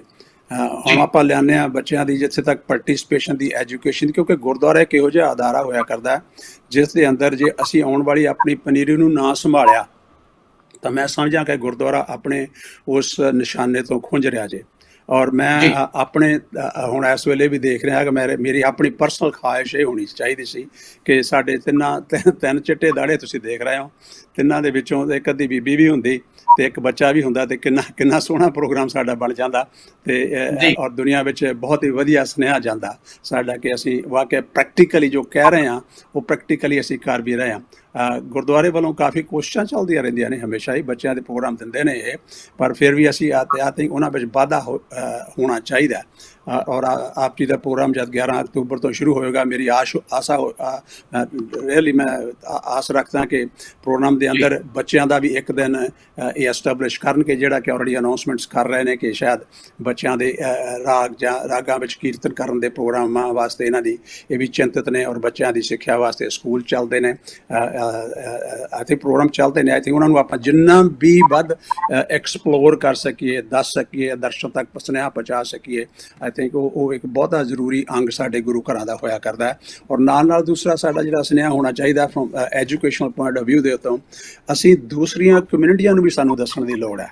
ਜਿਸ ਸੱਭਿਆਚਾਰ ਦੇ ਵਿੱਚ ਅਸੀਂ ਵਸਦੇ ਹਾਂ ਉਸ ਸੱਭਿਆਚਾਰ ਦੇ ਅੰਦਰ ਜੇਕਰ ਅਸੀਂ ਆਪਣੀ ਪੂਰੀ ਸਿੱਖ ਰਹਿਤ ਮਰਿਆਦਾ ਨੂੰ, ਸਿੱਖੀ ਜੀਵਨ ਨੂੰ ਪ੍ਰਫੁੱਲਤ ਨਹੀਂ ਕਰ ਪਾਉਂਦੇ ਤਾਂ ਫਿਰ ਉੱਥੇ ਹੀ ਸਾਨੂੰ ਕਮੀਆਂ ਮਹਿਸੂਸ ਹੋਣ ਲੱਗ ਜਾਂਦੀਆਂ ਨੇ। ਤੇ ਮੈਂ ਜੀ ਸਮਝਦਾ ਇਹ ਗੁਰੂ ਘਰ ਕਾਫੀ ਵੱਡਾ ਰੋਲ, ਬਾਕੀ ਗੁਰੂ ਘਰ ਵੀ ਆਪੋ ਆਪਣੇ ਥਾਂ ਬਹੁਤ ਵੱਡਾ ਰੋਲ ਨਿਭਾਉਂਦੇ ਨੇ। ਮੈਂ ਕਿਸੇ ਗੁਰੂ ਘਰ ਦੀ ਉਸ ਪੱਖ ਤੋਂ ਨਹੀਂ ਗੱਲ ਕਰ ਰਿਹਾ ਵੀ ਕੋਈ ਸਵਾਲ ਉਠਾ ਰਿਹਾ, ਨਹੀਂ, ਹਰ ਗੁਰੂ ਘਰ ਆਪਣੇ ਲੈਵਲ ਦੇ ਉੱਤੇ ਚਿੰਤਤ ਹੈ ਸਿੱਖੀ ਦੀ ਪ੍ਰਫੁੱਲਤਾ ਵਾਸਤੇ। ਸਿੰਘ ਸਭਾ ਇੱਕ ਆਪਣਾ ਸਿੱਖੀ ਦਾ ਅੰਗ ਹੈ ਤੇ ਸਿੰਘ ਸਭਾ ਵੀ ਇਹਨਾਂ ਕਾਰਜਾਂ ਵਾਸਤੇ ਯਤਨਸ਼ੀਲ ਹੈ ਜੀ। ਬਿਲਕੁਲ ਠੀਕ ਹੈ। ਨਿੱਜਰ ਸਾਹਿਬ, ਇੱਕ ਵਾਰ ਫਿਰ ਮੈਂ ਤੁਹਾਡੇ ਕੋਲ ਆਵਾਂਗਾ ਕਿ ਵੱਖ-ਵੱਖ ਅਸੀਂ ਗੁਰੂ ਘਰਾਂ ਨੂੰ ਵੇਖਦੇ ਹਾਂ, ਹਰ ਇੱਕ ਗੁਰੂ ਘਰ ਜਿਹੜਾ ਹੈਗਾ ਆਪਣੇ ਆਪ ਨੂੰ ਵੱਧ ਚੜ ਕੇ ਵਿਖਾਉਣ ਦੀ ਕੋਸ਼ਿਸ਼ ਕਰਦਾ ਹੈ। ਅੱਜ ਕੱਲ ਗੁਰੂ ਘਰਾਂ ਵਿੱਚ ਵੀ ਇੱਕ ਹੋੜ ਜਿਹੀ ਲੱਗ ਗਈ ਹੈ ਕਿ ਸਭ ਤੋਂ ਬੈਟਰ ਕਿਹੜੇ ਪ੍ਰੋਗਰਾਮ ਕਰਵਾਇਆ ਜਾਂਦਾ ਹੈ, ਕਿਹੜਾ ਗੁਰਦੁਆਰਾ ਪ੍ਰੋਗਰਾਮ ਕਰਵਾਉਂਦਾ ਔਰ ਕਿਹੜੇ ਕਾਰਜ ਸਭ ਤੋਂ ਬੈਟਰ ਕਰਵਾਉਂਦਾ ਹੈ। ਕੀ ਸਾਨੂੰ ਲੱਗਦਾ ਹੈ, ਤੁਹਾਨੂੰ ਲੱਗਦਾ ਹੈ ਕਿ ਇਸ ਦੌੜ ਵਿੱਚ ਗੁਰਦੁਆਰਾ ਸਾਹਿਬਾਨਾਂ ਨੂੰ ਪੈਣ ਦੀ ਲੋੜ ਹੈ? ਕਿਉਂਕਿ ਜਦੋਂ ਦੌੜ ਸ਼ੁਰੂ ਹੁੰਦੀ ਹੈ ਤੇ ਉੱਥੇ ਫਿਰ ਤੁਸੀਂ ਕੀ ਕਹਿਣਾ ਚਾਹੋਗੇ, ਕੀ ਇਹ ਨਜ਼ਰੀਆ ਤੁਹਾਡਾ? ਮੈਂ ਇਹ ਸਮਝਦਾ, ਮਤਲਬ ਇਹਦੇ ਵਿੱਚ ਕੋਈ ਕੰਪੀਟੀਸ਼ਨ ਨਹੀਂ ਹੈਗਾ ਵੀ ਅਸੀਂ ਕੋਈ ਕੰਪੀਟੀਸ਼ਨ ਕਰ ਰਹੇ ਹੈਗੇ ਆ। ਸਾਨੂੰ ਐਜ਼ ਏ ਸਿੱਖੀ ਫਿਲਾਸਫੀ ਜਿਹੜੀ ਆ ਉਹਨੂੰ ਪ੍ਰਮੋਟ ਕਰਨਾ ਚਾਹੀਦਾ ਵੀ ਸਿੱਖ ਦਾ ਕਿਰਦਾਰ ਕੀ ਆ ਜੀ। ਤੇ ਉਹ ਬਹੁਤ, ਜਿਸ ਤਰ੍ਹਾਂ ਸਾਡੇ ਸਰਦਾਰ ਗਿਆਨ ਸਿੰਘ ਉਹਨਾਂ ਨੇ ਦੱਸਿਆ ਹੈਗਾ ਬਈ ਉਹ ਬੱਚਿਆਂ ਨੂੰ ਵਿੱਚ ਇਨਵੋਲਵ ਕਰਨਾ ਸਭ ਤੋਂ ਵੱਡੀ ਗੱਲ ਹੈਗੀ ਆ। ਕਿਉਂਕਿ ਜਿਸ ਤਰ੍ਹਾਂ ਅਸੀਂ ਕਿੰਨਾ ਚਿਰ ਇਹ ਕੰਮ ਕਰ ਸਕਦੇ ਹਾਂ ਔਰ ਕਾਫੀ ਦੇਰ ਹੋ ਗਈ ਸਾਨੂੰ ਕਰਦਿਆਂ ਨੂੰ, ਔਰ ਆਉਣ ਵਾਲੀ ਜਿਹੜੀ ਜਨਰੇਸ਼ਨ ਹੈਗੀ ਆ ਇੱਕ ਦਿਨ ਉਹਨਾਂ ਨੇ ਹੀ ਸੰਭਾਲਣਾ ਤਾਂ ਕਿ ਉਹ ਇਸ ਤੋਂ ਜਾਣੂ ਹੋਣ ਕਿ ਸਾਡਾ ਕੰਮ ਕੀ ਹੈ, ਅਸੀਂ ਕੀ ਕਰਨਾ ਤੇ ਆਉਣ ਵਾਲੀ ਜਨਰੇਸ਼ਨ ਨੂੰ ਅਸੀਂ ਗਾਂਹ ਕੀ ਦੇਣਾ ਹੈਗਾ। ਸੋ ਅਸੀਂ ਹਮੇਸ਼ਾ ਇਹ ਸਾਡੀ ਕੋਸ਼ਿਸ਼ ਹੋਣੀ ਚਾਹੀਦੀ ਆ ਕਿ ਜਿਹੜੀ ਆਉਣ ਵਾਲੀ ਜਨਰੇਸ਼ਨ ਆ ਸਿੱਖੀ ਨਾਲੋਂ ਕਿਸ ਤਰ੍ਹਾਂ ਜੁੜ ਸਕੇ। ਸੋ ਵੱਧ ਤੋਂ ਵੱਧ ਅਸੀਂ ਹਮੇਸ਼ਾ ਇਹੀ ਕੋਸ਼ਿਸ਼ ਕਰਦੇ ਹਾਂ। ਮਤਲਬ ਕੰਪੀਟੀਸ਼ਨ ਕਰਨਾ ਤਾਂ ਉਹ ਤਾਂ ਇੱਕ ਬਿਜ਼ਨਸ ਹੋ ਜਾਂਦੀ ਹੈ, ਕੋਈ ਬਿਜ਼ਨਸ ਨਹੀਂ ਹੈ, ਇਹ ਤਾਂ ਆਪਣੇ ਧਰਮ ਦੀ, ਸਿੱਖੀ ਦੀ, ਫਿਲਾਸਫੀ ਦੀ ਔਰ ਚੜ੍ਹਦੀ ਕਲਾ ਦੀ ਗੱਲ ਆ, ਤਾਂ ਕਿ ਅਸੀਂ ਆਪਣੇ ਜੋ ਵੀ ਦਾਇਰਾ ਹੈਗਾ ਨਜ਼ਦੀਕ ਸਾਰੇ ਪਰਿਵਾਰ ਹੈਗੇ ਨੇ ਉਹਨਾਂ ਨੂੰ ਇਹਦੇ ਵਿੱਚ ਜੋੜਨ ਦੀ ਕੋਸ਼ਿਸ਼ ਕਰੀਏ ਵੱਧ ਤੋਂ ਵੱਧ। ਸੋ ਅਸਲ ਸਾਡੀ ਇਹ ਗੱਲ ਹੋਣੀ ਚਾਹੀਦੀ ਆ। ਸੋ ਇਹੀ ਗੁਰਦੁਆਰਾ ਸ੍ਰੀ ਗੁਰੂ ਸਿੰਘ ਸਭਾ ਦਾ ਮੋਟੋ ਹੈਗਾ ਕਿ ਅਸੀਂ ਵੱਧ ਤੋਂ ਵੱਧ ਸਿੱਖੀ ਬਾਰੇ ਅਸਲੀ ਜਿਹੜਾ ਸਾਡਾ ਧੁਰਾ ਹੈਗਾ ਅਕਾਲ ਤਖਤ ਜਾਂ ਜਿਹੜੀ ਫਿਲਾਸਫੀ ਹੈ ਗੁਰੂ ਸਾਹਿਬਾਂ ਦੀ ਉਹਦੇ ਬਾਰੇ ਜਾਣੂ ਕਰਵਾ ਸਕੀਏ ਤਾਂ ਕਿ ਅਸਲੀ ਸਿੱਖ ਜਿਹੜਾ ਹੈ ਉਹਨੂੰ ਨਾਲ ਜੁੜ ਸਕੇ। ਜੇ ਉਹਦੇ ਨਾਲ ਅਸਲ ਜੁੜ ਜਾਏਗਾ ਤਾਂ ਫਿਰ ਉਹ ਕਦੀ ਟੁੱਟਦਾ ਨਹੀਂ ਹੈ। ਸੋ ਇਹ ਸਾਡੀ ਬੇਨਤੀ ਆ। ਬਿਲਕੁਲ ਬਿਲਕੁਲ। ਔਰ ਅਸੀਂ ਵੀ ਆਪਣੇ ਦਰਸ਼ਕਾਂ ਨੂੰ ਦੱਸਣਾ ਚਾਹਾਂਗੇ ਔਰ ਤੁਹਾਡੇ ਮਾਧਿਅਮ ਨਾਲ ਵੀ ਅਸੀਂ ਦੱਸਣਾ ਚਾਹਾਂਗੇ ਕਿ ਲਗਾਤਾਰ ਅਸੀਂ ਨੌਜਵਾਨਾਂ ਦੇ ਮੁਤਲਕ ਵੀ ਪ੍ਰੋਗਰਾਮ ਪੇਸ਼ ਕਰਦੇ ਰਹਿੰਦੇ ਹਾਂ ਔਰ ਮੈਂ ਵਾਅਦਾ ਕਰਦਾ ਕਿ ਜਿਵੇਂ ਸਰਦਾਰ ਗਿਆਨ ਸਿੰਘ ਜੀ ਨੇ ਕਿਹਾ ਔਰ ਨਿੱਜਰ ਸਾਹਿਬ ਨੇ ਕਿਹਾ ਕਿ ਅਸੀਂ ਬਹੁਤ ਛੇਤੀ ਨੌਜਵਾਨਾਂ ਨੂੰ ਵੀ ਆਪਣੇ ਇਸ ਪ੍ਰੋਗਰਾਮ ਵਿੱਚ ਸ਼ਾਮਲ ਕਰਾਂਗੇ ਔਰ ਉਹਨਾਂ ਤੋਂ ਵੀ ਵੱਖ-ਵੱਖ ਗੁਰੂ ਘਰ ਕਿਹੋ ਜਿਹੇ ਹੋਣੇ ਚਾਹੀਦੇ ਨੇ ਔਰ ਕਿਸ ਤਰ੍ਹਾਂ ਦਾ ਅੱਜ ਵਿਸਥਾਰ ਹੋ ਰਿਹਾ ਹੈ ਇਸ ਬਾਰੇ ਉਹਨਾਂ ਦੀ ਵੀ ਅਸੀਂ ਰਾਏ ਜ਼ਰੂਰ ਲਵਾਂਗੇ। ਫਿਲਹਾਲ ਅੱਗੇ ਵਧਦੇ ਹਾਂ। ਖਹਿਰਾ ਸਾਹਿਬ, ਤੁਹਾਡੇ ਤੋਂ ਵੀ ਇਹੀ ਸਵਾਲ ਮੈਂ ਤੁਹਾਡੇ ਤੋਂ ਵੀ ਕਰਨਾ ਚਾਹਾਂਗਾ ਕਿ ਅੱਜ ਸਿਆਸਤ ਕਿਉਂ ਭਾਰੀ ਹੁੰਦੀ ਵਿਖਾਈ ਦੇ ਰਹੀ ਹੈ ਵੱਖ-ਵੱਖ ਗੁਰਦੁਆਰਾ ਸਾਹਿਬਾਨਾਂ ਤੇ? ਕਿਉਂਕਿ ਜਦੋਂ ਗੁਰੂ ਘਰ ਦੀ ਵਾਰੀ ਆਉਂਦੀ ਹੈ, ਨਾਮ ਜਿਵੇਂ ਹੈ ਗੁਰੂ ਘਰ, ਗੁਰੂ ਦਾ ਘਰ, ਤੇ ਸਿਆਸਤ ਦੀ ਤਾਂ ਇੱਥੇ ਕੋਈ ਲੋੜ ਹੀ ਨਹੀਂ ਹੋਣੀ ਚਾਹੀਦੀ, ਪਰ ਵੱਖ-ਵੱਖ ਗੁਰੂ ਘਰਾਂ ਵਿੱਚ ਕਿਉਂ ਸਿਆਸਤ ਦਾ ਹੀ ਬੋਲਬਾਲਾ ਵਿਖਾਈ ਦਿੰਦਾ? ਜੇ ਦੇਖਿਆ ਜਾਵੇ ਤਾਂ ਤੁਸੀਂ ਜਿਹੜੇ ਲੋਕ ਸਿੰਘ ਸਭਾ ਗੁਰਦੁਆਰਾ ਸਾਹਿਬ ਦੇ ਨਾਲ ਜੁੜੇ ਹੋਏ ਆ ਉਹਨਾਂ ਨੂੰ ਜਿਸਲੇ ਤੁਸੀਂ ਜੇ ਪੁੱਛੋਗੇ ਇਸ ਗੱਲ ਨੂੰ, ਤੇ ਸਿੰਘ ਸਭਾ ਗੁਰਦੁਆਰੇ ਸਾਹਿਬ ਦੇ ਵਿੱਚੋਂ ਸਿਆਸਤ ਨੂੰ ਮੈਕਸਿਮਮ ਯਤਨ ਕੀਤਾ ਗਿਆ ਬਾਹਰ ਰੱਖਣ ਦਾ। ਅੱਜ ਕੱਲ ਇਲੈਕਸ਼ਨ ਦੇ ਦਿਨ ਚੱਲ ਰਿਹਾ ਤਾਂ ਪੋਲੀਟੀਕਲ ਬੰਦੇ ਵੀ ਗੁਰਦੁਆਰਿਆਂ ਦੇ ਵਿੱਚ ਆਣ ਕੇ ਆਪਣਾ ਪ੍ਰਚਾਰ ਕਰਨਾ ਚਾਹੁੰਦੇ ਆ, ਪਰ ਜਦੋਂ ਤੋਂ ਸਿੰਘ ਸਭਾ ਗੁਰਦੁਆਰਾ ਸਾਹਿਬ ਦੀ ਹੋਂਦ ਹੋਈ ਆ ਕੋਈ ਪੋਲੀਟੀਕਲ ਬੰਦਾ ਇਸ ਸਟੇਜ ਤੋਂ ਨਹੀਂ ਕਦੇ ਵੀ ਆਣ ਕੇ ਬੋਲੇ। ਔਰ ਜਿਹੜੀ ਦੂਸਰੇ ਪੱਖ ਤੋਂ ਸਿੱਖ ਸਿਆਸਤ ਦੀ ਗੱਲ ਹੈਗੀ ਆ ਉਸ ਦੇ ਵਿੱਚ ਸਾਡੀ ਇਹ ਤਰਾਸਦੀ ਹੈ ਕਿ ਸਿੱਖ ਸਿਧਾਂਤਕ ਵੰਡ ਸਾਡੀ ਬੜੀ ਭਾਰੂ ਹੋ ਚੁੱਕੀ ਹੈ। ਸਿਧਾਂਤਕ ਤੌਰ ਤੇ ਸਿੱਖਾਂ ਦੇ ਵਿੱਚ ਜਿਹੜੀ ਵੰਡ ਚੱਲ ਰਹੀ ਆ ਉਹਦਾ ਕਰਕੇ ਹਰੇਕ ਗਰੁੱਪ ਆਪਣੇ ਆਪ ਨੂੰ ਪ੍ਰਮੋਟ ਕਰਨ ਦੀ ਖਾਤਰ ਕਿਸੇ ਨਾ ਕਿਸੇ ਭਾਰੂ ਬੰਦੇ ਨੂੰ ਲਿਆਣ ਕੇ ਵਿੱਚ ਘਸੋੜਨ ਦਾ ਯਤਨ ਕਰਦਾ ਹੈ, ਜਿੱਥੋਂ ਜੋ ਮੈਂ ਮਹਿਸੂਸ ਕਰਦਾ, ਜਿਹਦਾ ਕਰਕੇ ਇਹ ਸਿਆਸਤ ਦਾ ਪੱਖ ਜਿਹੜਾ ਆ ਭਾਰੂ ਹੈ। ਜੇਕਰ ਸਾਡਾ ਸਿਧਾਂਤਕ ਏਕਤਾ ਹੋਵੇ, ਸਾਡੇ ਸਿਧਾਂਤਕ ਵੰਡ ਨਾ ਹੋਵੇ ਤਾਂ ਇਹ ਸਿਆਸਤ ਦੀ ਤਾਂ ਫਿਰ ਲੋੜ ਹੀ ਨਹੀਂ ਰਹੀ, ਸਿਰਫ ਧਰਮ ਦੀ ਗੱਲ ਹੀ ਗੁਰਦੁਆਰਿਆਂ ਦੇ ਵਿੱਚੋਂ ਹੋਵੇ। ਬਿਲਕੁਲ ਠੀਕ ਗੱਲ, ਤੁਸੀਂ ਵਾਜਿਬ ਗੱਲ ਕਹੀ ਹੈ। ਔਰ ਇੱਥੇ ਅਸੀਂ ਸਿਰਫ ਸ਼੍ਰੀ ਗੁਰੂ ਸਿੰਘ ਸਭਾ ਗੁਰਦੁਆਰਾ ਸਾਹਿਬ ਦੀ ਗੱਲ ਨਹੀਂ ਕਰ ਰਹੇ, ਅਸੀਂ ਬਿਲਕੁਲ ਤੁਹਾਡੇ ਨਾਲ ਵਾਕਿਫ ਹੈਗੇ ਹਾਂ ਕਿ ਇਸ ਗੁਰਦੁਆਰਾ ਸਾਹਿਬ ਵਿੱਚ ਸੰਗਤਾਂ ਦਾ ਇਹੀ ਕਹਿਣਾ ਹੈ ਕਿ ਸਿਆਸਤ ਜਿਹੜੀ ਹੈ ਬਹੁਤ ਦੂਰ ਰੱਖੀ ਗਈ ਹੈ। ਪਰ ਗਿਆਨ ਸਿੰਘ ਸੰਧੂ ਸਾਹਿਬ ਤੁਹਾਡੇ ਤੋਂ ਜ਼ਰੂਰ ਜਾਣਨਾ ਚਾਹਾਂਗੇ, ਕਿਉਂਕਿ ਵੱਖ-ਵੱਖ ਜਦੋਂ ਸਮਾਗਮ ਹੁੰਦੇ ਨੇ, ਮੈਂ ਸਿਰਫ ਇਸ ਗੁਰਦੁਆਰਾ ਸਾਹਿਬ ਦੀ ਗੱਲ ਨਹੀਂ ਕਰ ਰਿਹਾ, ਤਮਾਮ ਜਿਹੜੇ ਦੁਨੀਆ ਭਰ ਦੇ ਹੋਰ ਗੁਰਦੁਆਰਾ ਸਾਹਿਬ ਨੇ, ਫਿਰ ਭਾਵੇਂ ਉਹ ਕਿਸੇ ਵੀ ਮੁਲਕ ਵਿੱਚ ਕਿਉਂ ਨਾ ਹੋਣ, ਜਦੋਂ ਵੀ ਕੋਈ ਸਮਾਗਮ ਹੁੰਦਾ ਹੈ, ਸਮਾਗਮ ਵਿੱਚ ਜਿਹੜੇ ਕਥਾਵਾਚਕ ਹੁੰਦੇ ਨੇ ਜਾਂ ਫਿਰ ਰਾਗੀ ਸਾਹਿਬਾਨ ਹੁੰਦੇ ਨੇ ਉਹ ਤਾਂ ਗੁਰੂ ਦੀ ਬਾਣੀ ਦੀ ਗੱਲ ਜ਼ਰੂਰ ਕਰਦੇ ਨੇ, ਪਰ ਕਿਤੇ ਨਾ ਕਿਤੇ ਉਸ ਸਟੇਜ ਨੂੰ ਆਪਣੀ ਮਕਬੂਲੀਅਤ ਲਈ ਵਰਤਿਆ ਜਾਂਦਾ ਹੈ, ਸਿਆਸਤ ਲਈ ਵਰਤਿਆ ਜਾਂਦਾ ਹੈ, ਤੁਹਾਨੂੰ ਲੱਗਦਾ ਹੈ ਕਿ ਅਜਿਹਾ ਸਮਾਂ ਆਏਗਾ ਕਿ ਉਹ ਗੁਰਦੁਆਰਾ ਸਾਹਿਬਾਨ ਇਸ ਗੱਲ ਨੂੰ ਸੋਚਣਗੇ ਕਿ ਉਹ ਜਿਹੜੀ ਸਟੇਜ ਹੈ ਸਿਰਫ ਗੁਰੂ ਦੀ ਬਾਣੀ ਦੇ ਲਈ ਬਣੀ ਹੈ? ਦੇਖੋ, ਦੋ ਚੀਜ਼ਾਂ ਆਪਾਂ ਨੂੰ ਕਲੀਅਰਲੀ ਅੰਡਰਸਟੈਂਡ ਕਰਨ ਦੀ ਲੋੜ ਹੈ। ਇਤਿਹਾਸਕ ਤੌਰ ਤੇ ਸਿੱਖ ਜਿਹੜਾ ਗੁਰਦੁਆਰਾ ਹੈ ਇਹ ਇਕੱਲਾ ਧਾਰਮਿਕ ਕੇਂਦਰ ਨਹੀਂ, ਖਿਮਾ ਕਰਨਾ, ਕਿਉਂਕਿ ਜਦ ਆਪਾਂ ਇਹ ਇੱਕ ਸੋਸ਼ਲ ਪ੍ਰੋਗਰਾਮਸ ਦੇਣ ਵਾਸਤੇ ਵੀ ਕੇਂਦਰ ਹੈ, ਸਾਡਾ ਸੱਭਿਆਚਾਰਕ ਕੇਂਦਰ ਵੀ ਹੈਗਾ, ਕਮਿਊਨਿਟੀ ਦੇ ਇਸ਼ੂਜ਼ ਵਾਸਤੇ ਵੀ ਇਹ ਵੱਡਾ ਕੇਂਦਰ ਹੈ। ਇਹ ਸਾਡੀ ਹਿਸਟਰੀ ਹੈ। ਆਈ ਥਿੰਕ ਆਪਾਂ ਉਹਨੂੰ ਅੱਖੋਂ ਪਰੋਲੇ ਨਹੀਂ ਕਰ ਸਕਦੇ। ਪਰ ਜਿੱਥੋਂ ਤੱਕ ਸਵਾਲ ਸਿਆਸਤ ਦੀ ਆਉਂਦੀ ਆ, ਇਹ ਰਿਐਲਿਟੀ ਜੀ ਹੋ ਚੁੱਕੀ ਆ। ਤੁਸੀਂ ਬਿਲਕੁਲ ਸਹੀ ਕਿਹਾ, ਇੱਕ ਗੁਰਦੁਆਰਾ ਨਹੀਂ, ਤਕਰੀਬਨ ਮੋਸਟ ਗੁਰਦੁਆਰਿਆਂ ਦੇ ਅੰਦਰ ਜਦ ਤੁਸੀਂ ਰਿਸਰਚ ਕਰੋਗੇ, ਤੁਸੀਂ ਦੇਖੋਗੇ ਇਹ ਚੀਜ਼ਾਂ ਪਲੇ ਕਰ ਜਾਂਦੀਆਂ ਨੇ। ਉਹ ਕਰਦੀਆਂ ਨੇ ਕਿਉਂਕਿ ਜੇ ਤਾਂ ਸੇਵਾਦਾਰ ਸੇਵਾ ਭਾਵਨਾ ਵਾਲੇ ਹੋਣ ਜੀ, ਫਿਰ ਉਹ ਸੇਵਾ ਭਾਵਨਾ ਨੂੰ ਗੁਰਮਤਿ ਦੇ ਅਸੂਲਾਂ ਦੇ ਆਧਾਰ ਤੇ ਚਲਾਉਂਦੇ ਹੋਣ ਤਾਂ ਫਿਰ ਮੁਸ਼ਕਲ ਘੱਟ ਆਏਗੀ ਜੀ। ਪਰ ਜੇਕਰ ਸੇਵਾਦਾਰ ਇੱਕ ਆਪਣੀ ਗੁਰਦੁਆਰੇ ਦੀ ਪੋਜੀਸ਼ਨ ਨੂੰ ਵਰਤ ਕੇ ਸਿਆਸੀ ਪਹਿਲੂਆਂ ਦੇ ਅੰਦਰ ਦਾਖਲ ਹੋਣਾ ਚਾਹੁੰਦਾ ਜੇ ਤਾਂ ਫਿਰ ਉਹ ਡੈਫੀਨਿਟਲੀ ਪੋਲੀਟੀਕਲ ਇਨਫਿਲਟ੍ਰੇਸ਼ਨ ਹੋ ਜਾਏਗੀ। ਉਹ ਸਿਆਸੀ ਦਖਲਅੰਦਾਜ਼ੀ ਆ ਜਾਂਦੀ ਹੈ ਕਿਉਂਕਿ ਔਰ ਆਮ ਦੇਖਣ ਵਿੱਚ ਆਉਂਦਾ ਜੇ। ਇਹ ਖਿਮਾ ਕਰਨਾ, ਇਹ ਰਿਐਲਿਟੀ ਹੈ ਸਾਡੀ ਕੌਮ ਦੀ। ਮੈਂ ਇਸ ਚੀਜ਼ ਨੂੰ ਨਾ ਲੁਕਾਵਾਂਗਾ। ਇੱਕ ਵਿਚਾਰ ਰੱਖਣ ਦੇ ਪੱਖ ਤੋਂ ਜਾਂ ਆਪਣੀ ਜ਼ਿੰਦਗੀ ਦੇ ਤਜਰਬੇ ਤੋਂ ਮੈਂ ਤੁਹਾਨੂੰ ਦੱਸ ਰਿਹਾ ਹੈਗਾ, ਜਿੰਨੀ ਦੇਰ ਸੇਵਾਦਾਰ ਸੇਵਾ ਭਾਵਨਾ ਦੇ ਨਾਲ ਸੇਵਾ ਕਰੇਗਾ ਉੱਥੇ ਕੋਈ ਪ੍ਰੋਬਲਮ ਨਹੀਂ ਆਏਗੀ। ਇਹਨਾਂ ਨੇ ਉਦਾਹਰਣ ਦਿੱਤੀ ਜੇ, ਹੁਣ ਤੱਕ ਤਾਂ ਮੈਂ ਦੇਖੀ ਨਹੀਂ ਸਿੰਘ ਸਭਾ ਦੇ ਵਿੱਚ ਕੋਈ ਮੁਸ਼ਕਲ ਆਉਂਦੀ, ਕਿਉਂਕਿ ਜਦ ਤੋਂ ਇਹਨਾਂ ਨੂੰ ਪਿਛਲੇ 21 ਸਾਲ ਤੋਂ ਚੱਲਦੇ ਆ ਰਹੇ ਨੇ। ਸੇਵਾਦਾਰ ਸੇਵਾ ਕਰਕੇ ਆਉਂਦੇ ਨੇ ਤੇ ਜੇ ਸੇਵਾ ਦਾ ਸਮਾਂ ਸਮੇਂ ਦੇ ਵਿੱਚ ਪੂਰਾ ਹੋ ਗਿਆ, ਹੋਰ ਕਿਸੇ ਨੂੰ ਸੇਵਾ ਦਾ ਮੌਕਾ ਦਿਓ ਤਾਂ ਫਿਰ ਹੋਰਨਾਂ ਨੂੰ ਮੌਕਾ ਦੇ ਦਿੰਦੇ ਨੇ। ਸੋ ਇੱਕ ਬੜੀ ਵਧੀਆ ਇਹਨਾਂ ਦੀ ਪ੍ਰਚਲਿਤ ਰੀਤੀ ਹੈ। ਔਰ ਕੁਝ ਗੁਰਦੁਆਰੇ ਇਹੋ ਜਿਹਾ ਵੀ ਨੇ ਸਾਡੇ ਕੈਨੇਡਾ ਦੇ ਅੰਦਰ ਜਿੱਥੇ ਵੋਟਾਂ ਬੜੇ ਜ਼ੋਰ ਸ਼ੋਰ ਨਾਲ ਪੈਂਦੀਆਂ ਨੇ ਔਰ ਆਮ ਤੌਰ ਤੇ ਸਲੇਟਾਂ ਬਣਦੀਆਂ ਨੇ ਜੋ ਪੋਲੀਟੀਕਲ ਪਾਰਟੀਆਂ ਕਰਦੀਆਂ। ਸੋ ਅਸੀਂ ਗੁਰੂ ਘਰਾਂ ਅੰਦਰ ਕਰਦੇ ਹਾਂ। ਸੋ ਆਈ ਥਿੰਕ ਕਿ ਮੈਨੂੰ ਅਫਸੋਸ ਵਾਲੀ ਗੱਲ ਹੈ, ਅਫਸੋਸ ਨਾਲ ਕਹਿਣਾ ਪੈ ਰਿਹਾ ਕਿ ਜਿਹੜੇ ਫੰਕਸ਼ਨਸ ਨੇ ਫਿਰ ਉਹ ਵੀ ਪੋਲੀਟੀਕਲ ਬਣ ਜਾਇਆ ਕਰਦੇ ਨੇ। ਔਰ ਅਸੀਂ ਸਿਆਸੀ ਲੋਕਾਂ ਨੂੰ ਜਦ ਗੁਰਦੁਆਰੇ ਦੀ ਸਟੇਜ ਵਰਤਣ ਨੂੰ ਦੇਵਾਂਗੇ ਤੇ ਲਾਜ਼ਮੀ ਗੱਲ ਹੈ ਕਿ ਸਿਆਸਤਦਾਨ ਗੁਰਦੁਆਰੇ ਦੀ ਸਟੇਜ ਨੂੰ ਆਪਣੇ ਸਿਆਸੀ ਪੱਖ ਤੋਂ ਹੀ ਵਰਤਣਗੇ ਔਰ ਆਪਣੀ ਪਾਰਟੀ ਨੂੰ ਹੀ ਪ੍ਰਮੋਟ ਕਰਨਗੇ। ਫਿਰ ਤੁਹਾਡੇ ਵਾਸਤੇ ਵੱਡੀ ਮੁਸ਼ਕਲ ਹੋ ਜਾਇਆ ਕਰਦੀ ਹੈ, ਕਿਉਂਕਿ ਮੈਂ ਆਪਣੇ ਕਹਿ ਸਕਦਾ ਜਵਾਨੀ ਸਮੇਂ ਦੇ ਅੰਦਰ ਗੁਰੂ ਘਰਾਂ ਵਿੱਚ ਸੇਵਾ ਕੀਤੀ। ਮੈਂ ਅੱਜ ਕੱਲ੍ਹ ਗੁਰਦੁਆਰਿਆਂ ਦੀ ਸੇਵਾ ਤੋਂ ਬਿਲਕੁਲ ਫਾਰਕ ਰਹਿਣਾ, ਬਾਹਰ ਰਹਿਣਾ, ਕਿਉਂਕਿ ਮੇਰਾ ਕੰਮ ਹੈ ਸਿਰਫ ਗੁਰਦੁਆਰੇ ਜਾਣਾ, ਮੱਥਾ ਟੇਕਣਾ ਤੇ ਜਿੰਨਾ ਦਿਲ ਫੁੱਲ ਤੁਹਾਡੇ ਕੋਲੋਂ ਸੇਵਾ ਮਹਾਰਾਜ ਲੈਂਦੇ ਨੇ ਤੁਸੀਂ ਕਰਨ ਦੀ ਕੋਸ਼ਿਸ਼ ਕਰਦੇ ਹੋ। ਪਰ ਮੈਂ ਵੇਖਿਆ ਜੇ ਗੁਰਦੁਆਰਿਆਂ ਦੇ ਅੰਦਰ, ਮੈਂ ਜਿਹਨਾਂ ਗੁਰਦੁਆਰਿਆਂ 'ਚ ਆਪ ਵੀ ਸੇਵਾ ਕੀਤੀ ਉੱਥੇ ਦੇਖਿਆ ਸਿਆਸਤਦਾਨ ਜਾਣਾ ਦੀ ਮੈਂ ਪਹਿਲਾਂ ਟੋਕ ਦਿਆ ਕਰਦਾ ਸੀ ਉਹਨਾਂ ਨੂੰ ਵੀ ਇਹ ਤੁਹਾਡੀ ਪੋਲੀਟੀਕਲ ਸਟੇਜ ਨਹੀਂ ਹੈ ਔਰ ਜੇ ਤੁਸੀਂ ਪੱਖ ਰੱਖਣਾ ਹੈ ਇਹਦੇ ਨਾਲ ਇਸ ਗੁਰਦੁਆਰੇ ਦਾ ਕੋਈ ਸੰਬੰਧ ਨਹੀਂ, ਜ਼ੀਰੋ ਸੰਬੰਧ ਹੈ। ਔਰ ਨਾ ਅਸੀਂ ਤੁਹਾਨੂੰ ਕਿਸੇ ਨੂੰ ਐਂਡੋਰਸ ਕਰਨਾ ਤੇ ਨਾ ਅਸੀਂ ਚਾਹਾਂਗੇ ਤੁਸੀਂ ਇੱਥੇ ਆ ਕੇ ਵੋਟਾਂ ਮੰਗ ਸਕੋ। ਸੋ ਆਈ ਥਿੰਕ ਇਹ ਪ੍ਰੋਗਰਾਮ ਜਿਹੜਾ ਸਿੰਘ ਸਭਾ ਵੀ ਕਰ ਰਿਹਾ ਹੈਗਾ ਬਹੁਤ ਵਧੀਆ ਮੈਨੂੰ ਲੱਗਦਾ ਇਸ ਪੱਖ ਤੋਂ, ਕਿਉਂਕਿ ਬਾਕੀ ਗੁਰੂ ਘਰ ਨੇ ਸਾਡੇ ਵੱਖਰੇ ਵੱਖਰੇ ਖਿੱਤਿਆਂ ਦੇ ਅੰਦਰ ਜਿਹੜੇ ਅਲਾਓ ਕਰਦੇ ਨੇ ਸਿਆਸਤਦਾਨਾਂ ਨੂੰ। ਪਰ ਅਲਾਓ ਕਰ ਵੀ ਦੇਣਾ ਚਾਹੀਦਾ, ਅਲਾਓ ਕਰਨ ਦੀ ਕੋਈ ਮਾੜੀ ਗੱਲ ਨਹੀਂ ਹੈਗੀ, ਕਿਉਂਕਿ ਜੇਕਰ ਕੋਈ ਸਰਕਾਰੀ ਪ੍ਰੋਗਰਾਮ ਚੰਗੇ ਚੱਲਦੇ ਨੇ ਜਿਹਦੇ ਨਾਲ ਆਮ ਜਨਤਾ ਦੀ ਭਲਾ ਵਾਸਤੇ ਕੋਈ ਮੈਸੇਜ ਕੋਈ ਦੇਣਾ ਚਾਹੁੰਦਾ, ਕਿਉਂ ਨਹੀਂ ਦੇਣਾ ਚਾਹੀਦਾ, ਆ ਕੇ ਦੇ ਸਕਦੇ ਨੇ ਆਈ ਥਿੰਕ। ਪਰ ਜੇ ਆਪਣੀ ਪਾਰਟੀ ਨੂੰ ਇਕੱਲਾ ਪ੍ਰਮੋਟ ਕਰਨਾ ਦਾ ਤਾਂ ਫਿਰ ਆਪਾਂ ਨੂੰ ਉਹ ਪ੍ਰਮੋਸ਼ਨਲ ਜਿਹੜਾ ਐਸਪੈਕਟ ਹੈ ਉਹ ਸਾਡੇ ਲਈ ਹਾਨੀਕਾਰਕ ਹੈ। ਬਿਲਕੁਲ ਠੀਕ ਫਰਮਾਇਆ ਤੁਸੀਂ ਤਿੰਨਾਂ ਨੇ, ਬਹੁਤ ਵਧੀਆ ਤਰੀਕੇ ਨਾਲ ਇਸ ਗੱਲ ਨੂੰ ਸਮਝਾਇਆ ਹੈਗਾ।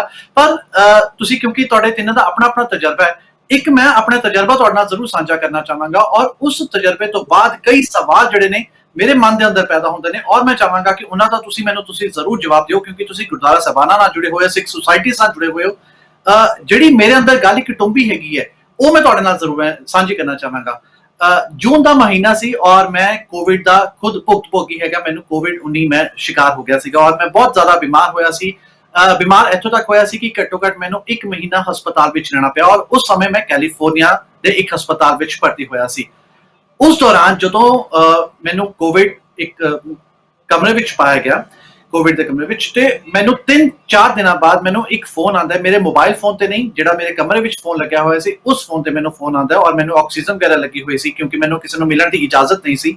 ਉਹ ਫੋਨ ਸੀ ਇੱਕ ਚਰਚ ਦੇ ਇੱਕ ਫਾਦਰ ਦਾ, ਚਰਚ ਤੋਂ ਇੱਕ ਫਾਦਰ ਦਾ ਮੈਨੂੰ ਫੋਨ ਆਇਆ ਸੀ ਔਰ ਉਹਨਾਂ ਨੇ ਮੈਨੂੰ ਬੜੇ ਪਿਆਰ ਨਾਲ, ਬੜੇ ਹੀ ਤਸੱਲੀ ਦਿੰਦੇ ਹੋਏ, ਕੌਨਫੀਡੈਂਸ ਦਿੰਦੇ ਹੋਏ ਮੈਨੂੰ ਉਹਨਾਂ ਨੇ ਕਿਹਾ ਕਿ ਤੁਸੀਂ ਠੀਕ ਹੋ ਜਾਓਗੇ, ਤੁਸੀਂ ਚਿੰਤਾ ਨਾ ਕਰੋ ਔਰ ਮੈਂ ਤੁਹਾਡੇ ਲਈ ਚਰਚ ਵਿੱਚ ਪ੍ਰੇ ਕਰਨਾ ਚਾਹੁੰਦਾ।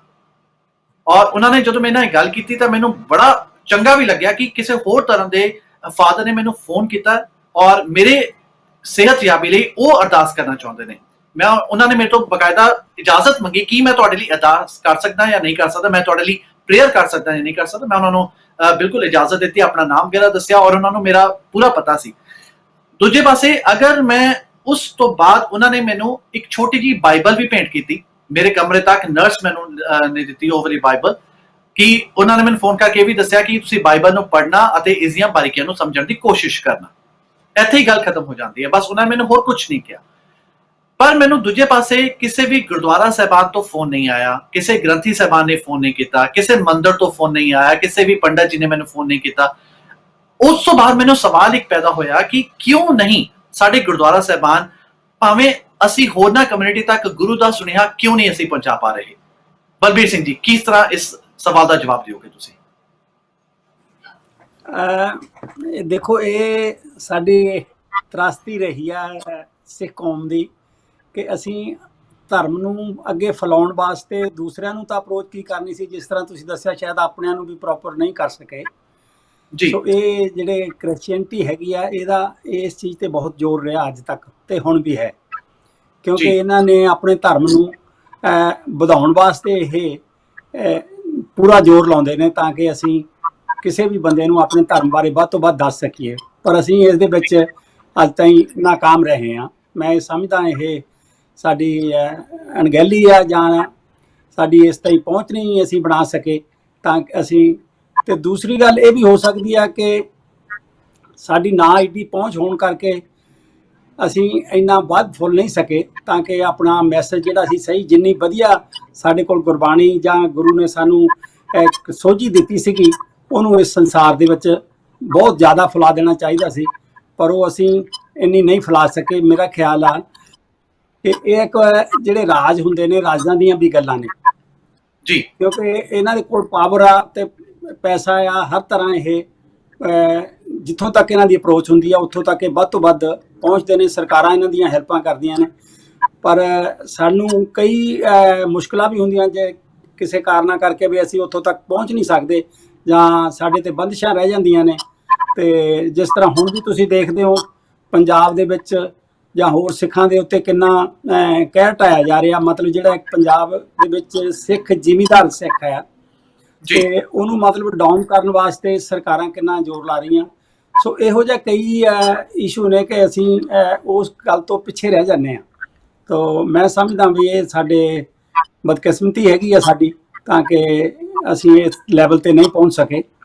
ਸੋ ਮੈਂ ਤਾਂ ਇਹ ਕਹਿਣਾ ਚਾਹੂੰਗਾ। ਠੀਕ ਹੈ, ਖਹਿਰਾ ਸਾਹਿਬ, ਤੁਹਾਡੇ ਤੋਂ ਵੀ ਤੁਹਾਡਾ ਨਜ਼ਰੀਆ ਅਸੀਂ ਜਾਣਨਾ ਚਾਹਾਂਗੇ ਇੱਥੇ, ਕਿਉਂਕਿ ਜੇਕਰ ਅਸੀਂ ਮੁਸ਼ਕਲਾਤਾਂ ਦੀ ਗੱਲ ਕਰੀਏ ਤਾਂ ਕੋਈ ਵੀ ਖਿੱਤਾ ਹੋਵੇ, ਕੋਈ ਵੀ ਸੁਸਾਇਟੀ ਹੋਵੇ, ਕੋਈ ਵੀ ਜਥੇਬੰਦੀ ਹੋਵੇ, ਕਿਤੇ ਨਾ ਕਿਤੇ ਮੁਸ਼ਕਲਾਂ ਜ਼ਰੂਰ ਪੈਦਾ ਹੁੰਦੀਆਂ ਨੇ। ਮੈਂ ਮਾਫੀ ਚਾਹਾਂਗਾ ਕਿਉਂਕਿ ਮੇਰੀ ਗੱਲ ਕਦੀ ਵੀ ਚਰਚ ਦੇ ਫਾਦਰ ਨਾਲ ਜਾਂ ਫਿਰ ਮੰਦਿਰ ਦੇ ਪੁਜਾਰੀ ਜੀ ਨਾਲ ਮੇਰੀ ਕੋਈ ਇਸ ਬਾਰੇ ਗੱਲਬਾਤ ਨਹੀਂ ਹੋਈ ਕਿ ਉਹਨਾਂ ਨੂੰ ਕਿਸ ਤਰ੍ਹਾਂ ਦੀਆਂ ਮੁਸ਼ਕਲਾਤਾਂ ਪੇਸ਼ ਨੇ। ਹੋ ਸਕਦਾ ਹੈ ਕਿ ਉਹਨਾਂ ਦੀਆਂ ਆਪਣੀਆਂ ਮੁਸ਼ਕਲਾਂ ਹੋਣ, ਬਸ ਉਹ ਉਹਨਾਂ ਦੇ ਦਿਲ ਵਿੱਚ ਰਹਿ ਗਈਆਂ ਹੋਣ, ਕੋਈ ਉਹਨਾਂ ਨੂੰ ਜਾਣਨ ਵਾਲਾ ਨਾ ਹੋਵੇ। ਪਰ ਜਿਵੇਂ ਨਿੱਜਰ ਸਾਹਿਬ ਨੇ ਕਿਹਾ ਕਿ ਕਿਤੇ ਨਾ ਕਿਤੇ ਮੁਸ਼ਕਲਾਂ ਸਿੱਖ ਧਰਮ ਵਿੱਚ ਸਾਹਮਣੇ ਦਰਪੇਸ਼ ਨੇ, ਸਰਕਾਰਾਂ ਮੁਸ਼ਕਲਾਂ ਖੜੀਆਂ ਕਰਦੀਆਂ ਨੇ ਔਰ ਸਾਡਾ ਜਿਹੜਾ ਧਰਮ ਹੈਗਾ ਅਸੀਂ ਅੱਗੇ ਵਧਾਉਣ ਦੇ ਵਿੱਚ ਕਿਤੇ ਨਾ ਕਿਤੇ ਨਾਕਾਮ ਹੀ ਰਹੇ ਹਾਂ। ਕਿਉਂ, ਤੁਹਾਨੂੰ ਕੀ ਲੱਗਦਾ?